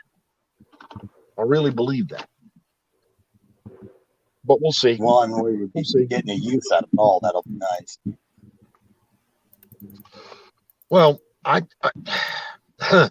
just need to get concrete on those things so that I can start putting some fucking panels up there. I need to get panels off the ground. I got 30 panels there that are sitting there stacked up doing nothing. Oh, did you see where Santan Solar is now selling panels for as little as $29 a piece? Yeah, someone brought that up in the chat the other day. I did, and it drives me nuts because I can't use them because they remove, for it to be the grid tie here, they have to have the manufacturer's tags on them. And that nails me. Because a lot of those more affordable ones, they don't have the manufacturer's tags. So that means a pallet of those of 230 watt panels. A pallet of those is 25 pallets. Yeah. That's going to cost me $749. Nice. And they're going to give me a break on the shipping, which is the expensive part, and it's going And to be those are $390. those are 240s also, aren't they? They might be. That's even better. Yep. I thought they were 230s, but if they're 240s, even better. Either Oh, way, maybe they are 2. either way, that's 6 and almost 7,000 watts of panel for, You got it. Yep. you know, And I just is a all I little want is over a grand. 4,000 watts. Trust me, dude, if I could split a pallet with you, I would. Yeah, if I could use those like that. I don't know why, but for some odd reason here, to be able to do that darn grid tie, they have to have all the manufacturer's tags. So I've got to go with one of the Santans to where they guarantee it's got the manufacturer's tags, which means either new or the higher priced, not very old ones. Same here. I believe some of the $60 Santan used ones still have the manufacturer tags on them. Okay, nice. I'll have to recheck into Those are that. the ones that I bought. And I'm 99% sure that those tags are still on there. I mean, I can go over it with you if you want, but those tags are there. Okay. And I'll double check on their site because it's all I want. I want 4,000 watts to offset the cost is all I want. I might expand later because I figure I'll get a 7,000 inverter, and then that way I can expand if I wanted to. But start out with 4,000 watts to just kind of keep the price down on my electric bill. Okay. I want mine to be 4 times as big as I need to take the whole house off grid. Right. As much as I would like to share the grid with the power company, if they're going to make it hard on me, then I won't do it. I'll just go off grid because I got enough gear to get it done. Yeah. I got 15,000 watts and 240 volts of power. Holy shit! Right now. Yeah, but that mining equipment's got to be pulling a lot, doesn't it? Oh, that mining equipment pulls a shit ton. Pulls all of it right now, but all of it is only about 4,000 watts. Okay, right on. That's all I'm getting out of those ground mount panels. I got another 7,000 watts stacked up that I really need to get to bring online, and that's what I'm trying to do. That way, the mining equipment will be chump change on the grid. It won't eat it all. Well, that's the way to do it. Pure profit. But you're right. It's turning it into straight money. So I can't really bitch.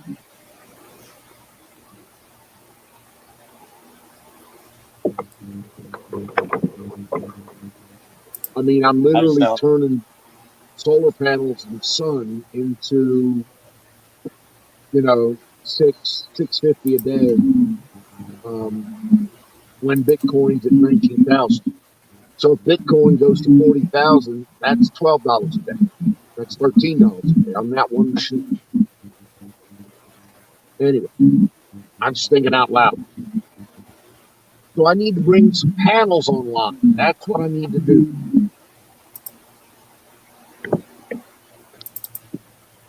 Panels, once you get them all going, that's going to be a crap load out.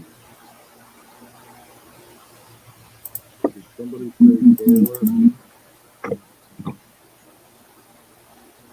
but then everybody goes to me about talking about solar on the panel.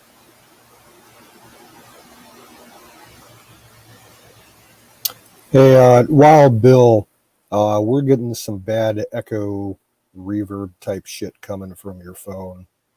So I don't know if you can try refreshing, but it's getting bad. Okay.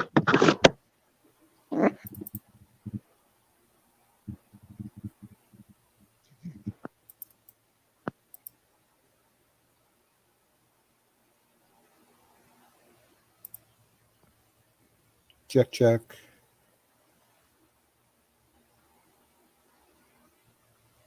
Check. 1, 2. We got you 5x5 in Vegas. Yep, sounds a lot better now. AZ tried to get in, but he dropped out.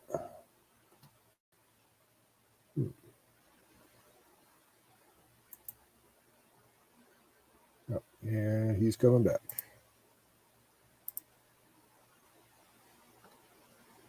Welcome back, AZ. Is my microphone working?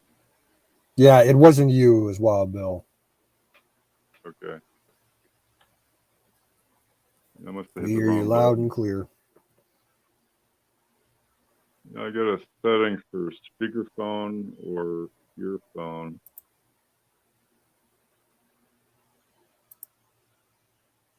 And I remember the volume on this thing being louder. Does that change anything? It sounds fine to me.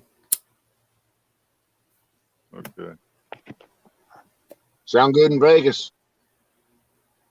Yeah, you guys don't sound loud though.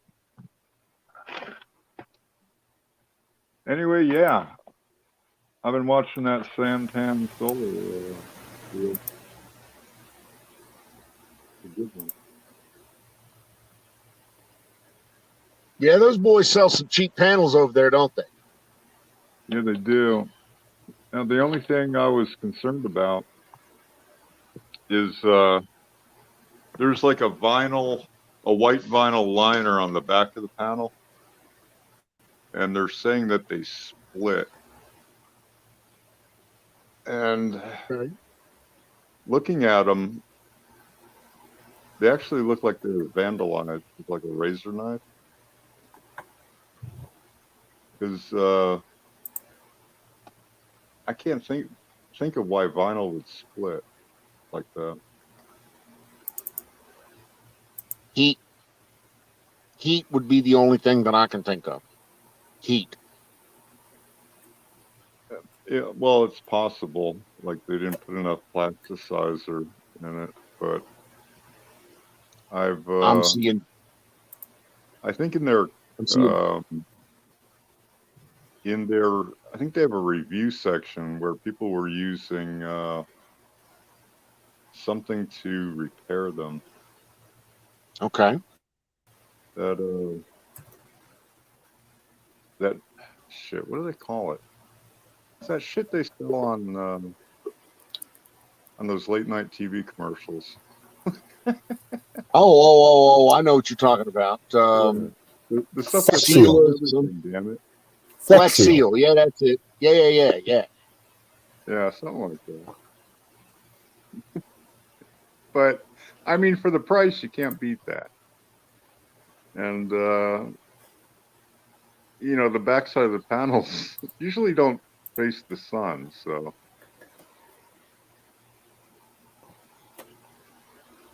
For a little bit cheaper of a price, you can get something that does pretty close to the same thing. The only difference is it'll dry clear, but it still stays loose enough to, you know, give to vibrations and stuff like that. It's called through the roof. Yeah. And it's a little cheaper. It's still expensive as crap, but it's a little cheaper than that Flex Seal. Yeah, Flex Seal, that's it. Yeah, I don't know. It's, you know, the way panels, if you have a fixed like panel mount, I think it's here in Arizona, it's like 30 or 35 degrees. You know, that covers both summer and winter. And unless you get like a driving rain, you'll never get like water under there.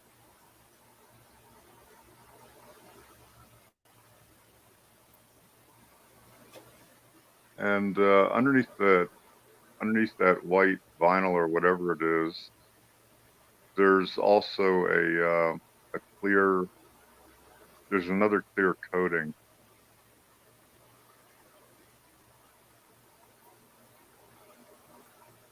See, now where I live, when we get rainstorms, we get some driving rain. Yeah, we get some too. Now that I think about it, but still for the price. Oh, their prices are insane. I mean, Don was the one that told me about it, and as soon as I looked, and where he's ordered from it, and it's legit. Yeah, I'm a happy camper. That's where I plan it. Even if I have to get new ones, they're cheaper even on their new ones.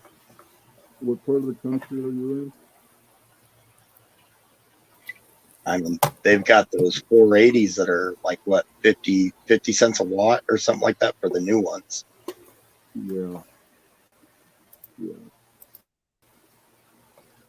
I keep getting drawn back to this steel though.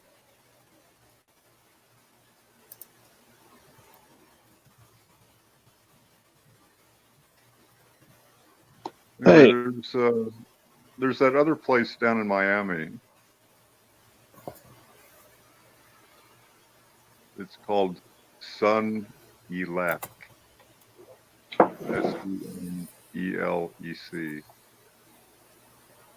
Oh, I haven't seen that one. I'm gonna check it out. Yeah, I've they're never like heard of the that one either. original What's that again? Sun what? SUNELEC.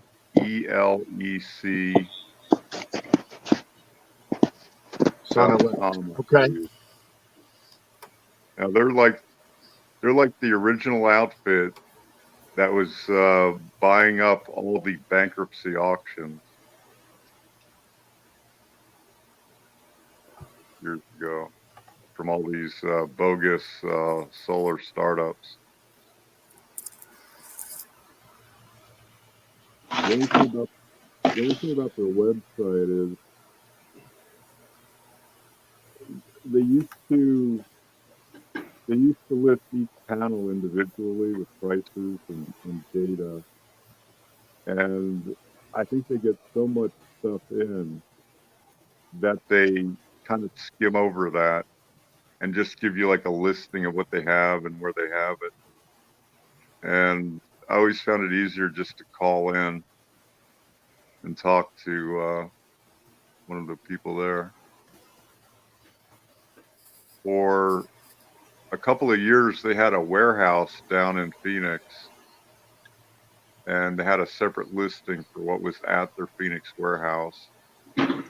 Made it really easy. You know, it was just another company that was warehousing and shipping their stuff out, but they would do will calls, so it's easy to order and go down there and pick it up.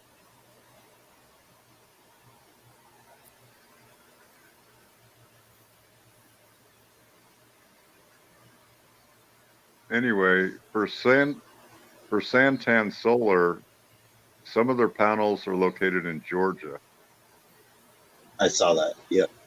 I think the ones that I would order, they advised me coming out of, I think, New Mexico, or maybe it was Arizona. Well, I know they have Arizona down in Chandler and in Georgia. I don't know whether they have any other warehouses. Okay, it must have been out of Arizona that they suggested I order out of then. 'Cause I'm in Colorado, so it makes sense. Oh yeah, that's right.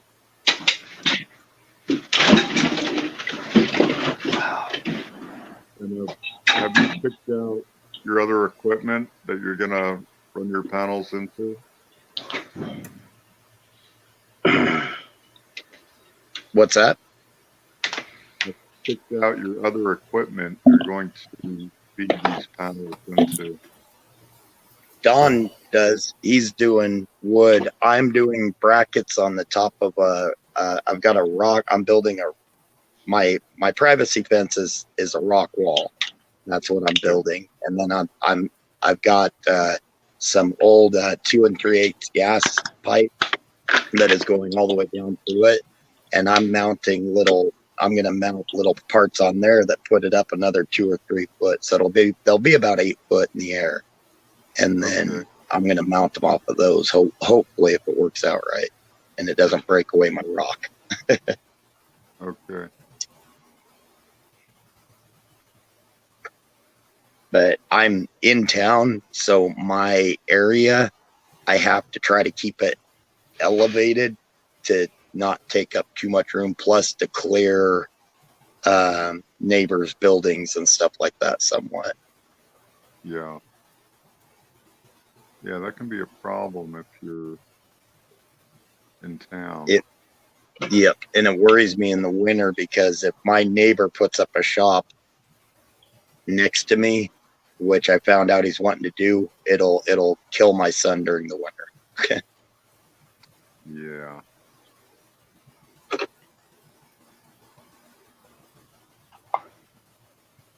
So right now I'm at his mercy that if he puts a shop up, it won't be a tall one, hopefully.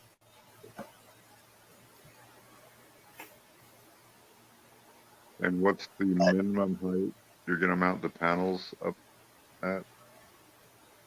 Yeah, right now they'll be setting the bottom point will be setting at about 8 feet. So, I mean, I'll have some leeway there, but if he builds that shop, I'll have to put him up at least 3 to 4 more feet because during the winter we'll get that shallow sun, and it'll just be right on them.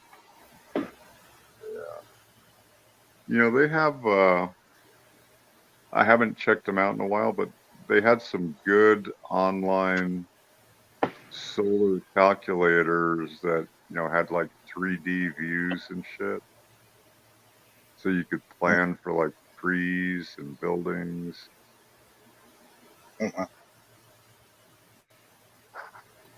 That's what I need, especially if I can get his plans on what he plans on putting in, and yeah, that would actually help out a lot because then I'd know the height. Because my house, unfortunately, it sets north and south on the. If it set east and west, I'd be set. I could run my panels on one side of it, but right now it would just I'd either get the morning sun or the evening sun, and I kind of want to. If I'm going to invest in it, I really want to get all day and then be able to put one of those ocular motion sensors in it. Yeah. Kind of like Don built his own using a Raspberry. It's all timed, which is cool. Yeah, I've been thinking about that for years, but I don't feel comfortable having them movable. Gives them just enough of a breaking point, you think, or? Well, we get some hellacious winds up here. Yeah, that worries me too. Usually when a storm rolls in, we get high winds, and I haven't seen the design that I trust yet.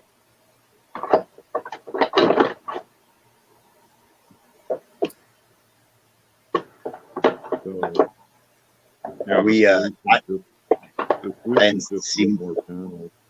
mine will be all painted steel. I found a place where I was able to get 1/2-inch angle iron. The guy had a crud load of it, and he's selling it to me by the pound instead of by the foot, and I'm getting it cheap as could be. There you go. Yeah, I have it's like 3 or 4 inch diameter steel tubing. It has the wall thickness of like 1/4 inch, and I think they're like 20 feet long.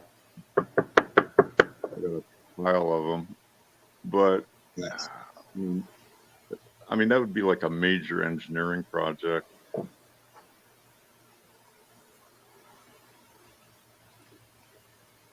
It would work though, and then you could just tie them directly to the top of it. Yeah, I was thinking of using like one of those tubes is like the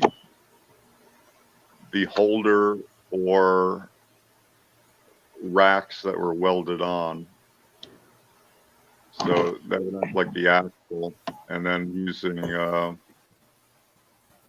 just using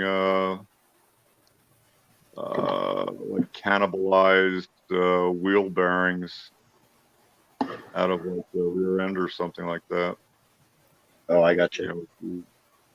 With the axle housing, the wheel bearing, the shaft, something like that. But there's other shit I want to do. It's easier to build something out of lumber, It is. concrete it into the homes and leave it be. Paint it white, leave it be. And it's quicker. Yeah.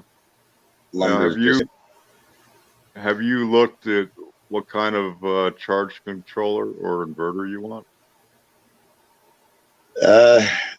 The inverter, I'm getting one through the guy that sold me my backup generator, and Okay. it's got some sort of electronics to where it knows. So it'll be a different one than the one I got now. So instead of just the shut off, it has a shut off plus the inverter. So it won't, even with my solar, it won't charge the line if the line goes down, and it ties in. And I guess it's got all the wiring. It just plugs into my directly into my backup generator. So Now, is this off grid or grid tie? grid tie, unfortunately. I asked, I was hoping I could kind of do an off grid, and not my area in town. There are some towns here in Colorado, they're allowing people to go off grid, and they're seeing it as a way to save the city money on on some of the upkeep. So they're okay with it. But my little town, they rely too much on some of that, because they make a little kickback off of that. Are you allowed to have like backup generators wired into your house?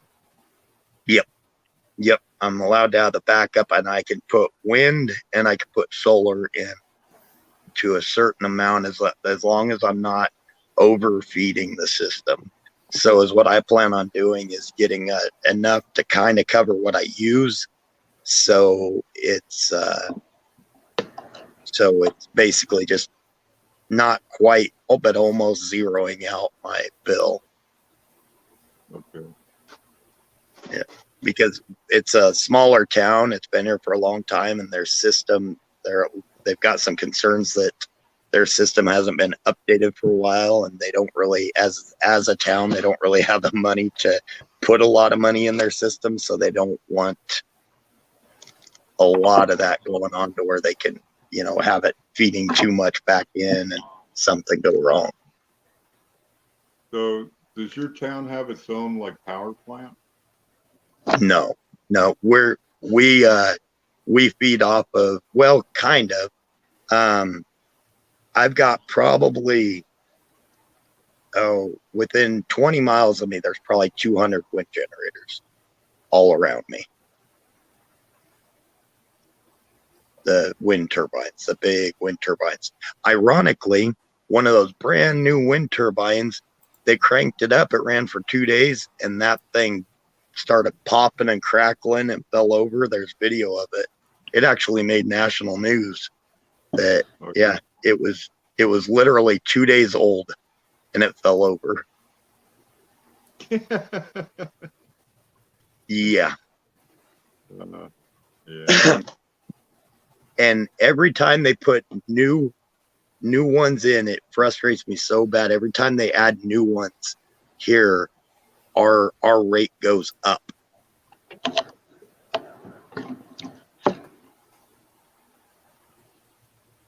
They always say, well, it'll drive the price down. It'll drive the price down. But we live right here, and we feed directly off of them. Every time they add new ones to it, our rate goes up. Interesting. Yeah, I never looked into the big wind turbines and it's so frustrating with these massive turbines, because where I am, we set on so much natural gas. They could easily put a natural gas power station in here, and I mean, just it would drive down the price so much. Yeah.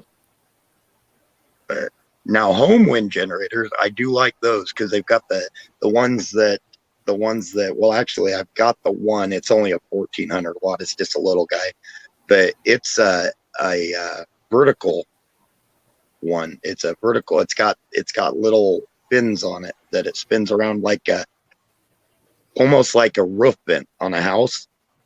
Yeah. Yeah, and it spins around. It's got 4 little fins on it like that. Yeah, I had,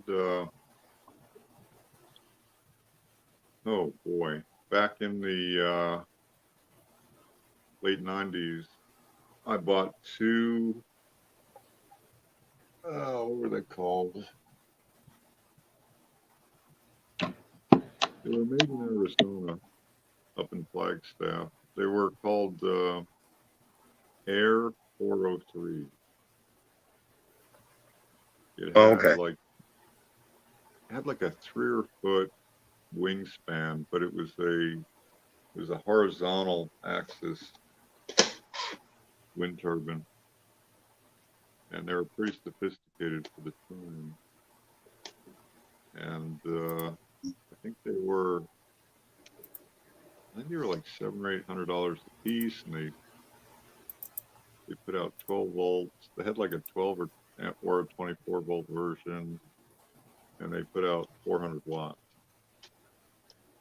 So I got Nice. 2 of those. But I found out that I really don't have the kind of wind that made it worthwhile. But I did have like hellacious windstorms where those things would spin up so fast they would I know. I'm lucky. We get so much wind coming off the Rockies that, I mean, if there's a day that it's not blowing at least 20 mile an hour, it's a rarity here. Okay, that's good wind. Yep. That's I mean, really good. it's every day. Like even in the mornings when I go to work, even in the mornings when it's supposed to be the calmest, we've usually got a 10 to 12 mile an hour wind. So Pretty good. Pretty good. So here I would be kind of where I figure with all the wind, I'd be silly not to try to take some advantage of it.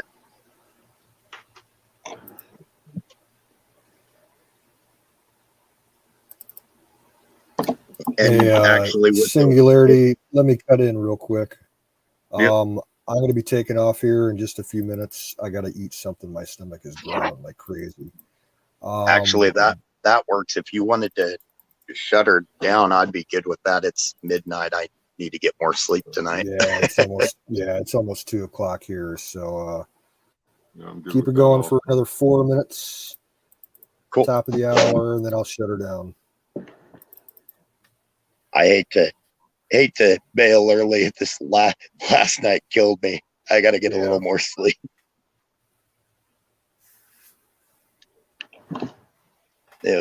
It's kind of funny though, some of those conversations, you just lose track of what time it is, and then you glance at the clock and it's 2:00 in the morning. It's like, oh shit.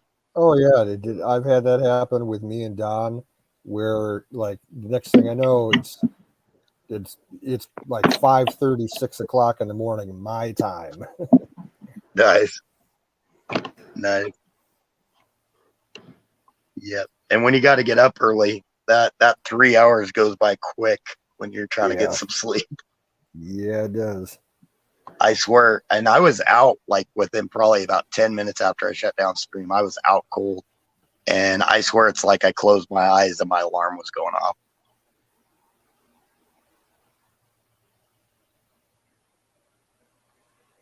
That's the one nice thing about not having a job right now. I can sleep in as late as I fucking want, unless I have to like cut lawns or something. During the winter, I'll be more like that because there's not a lot of cement hauling or, roofs going on. So I'll have a lot more time. I make up and catch up on a lot of sleep during the winter. But doing it this way, it's also nice, and that's why I push so hard during the summer and stuff. It's nice because during the winter, I don't have to be out on the nasty roads.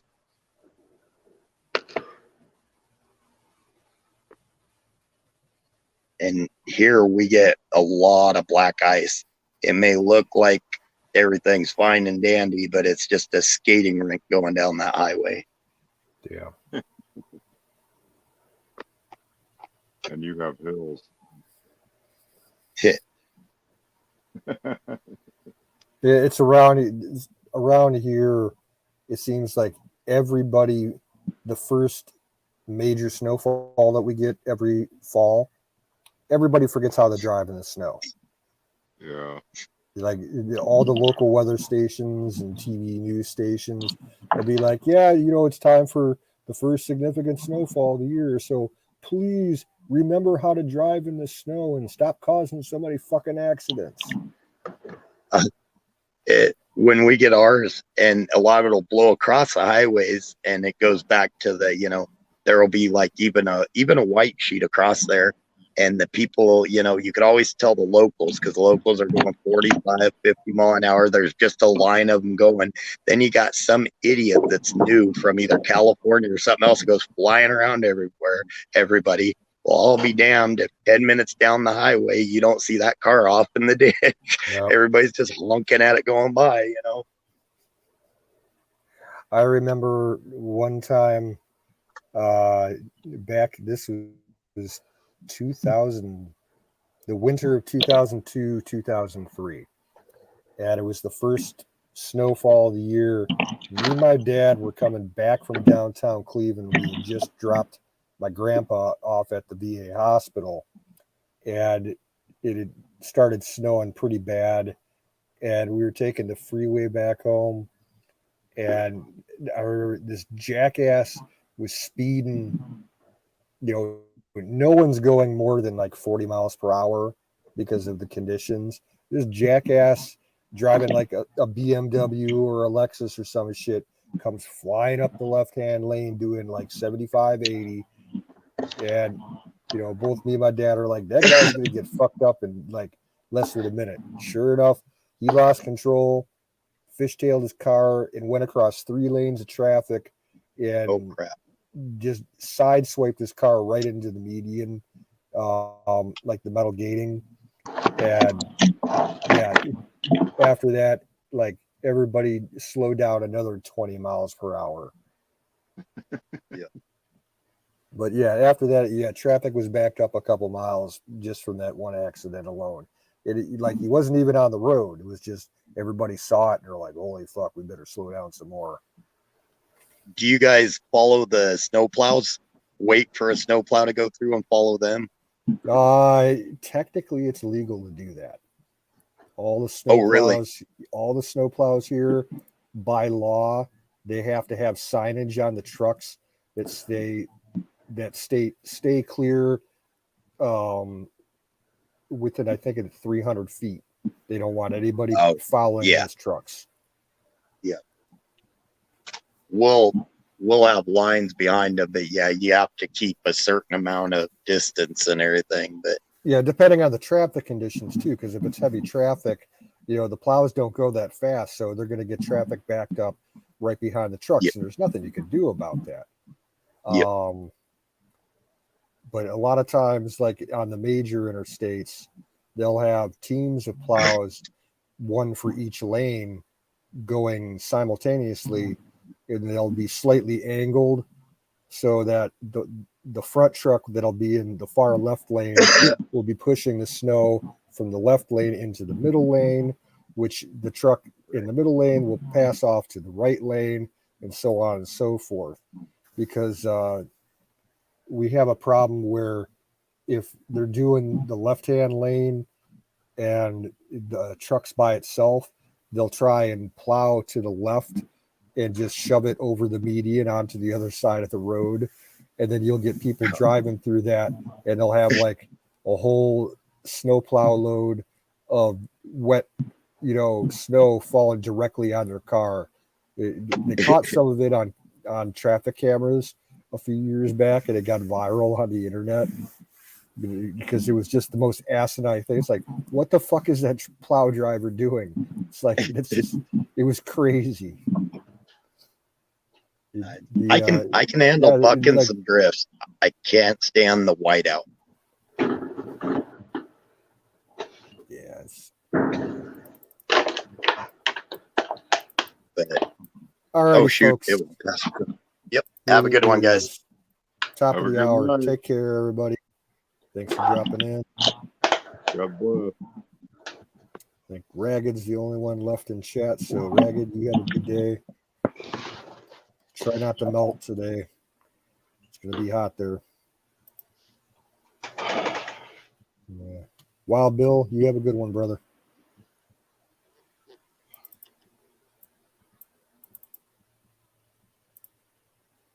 Yeah, have a good night.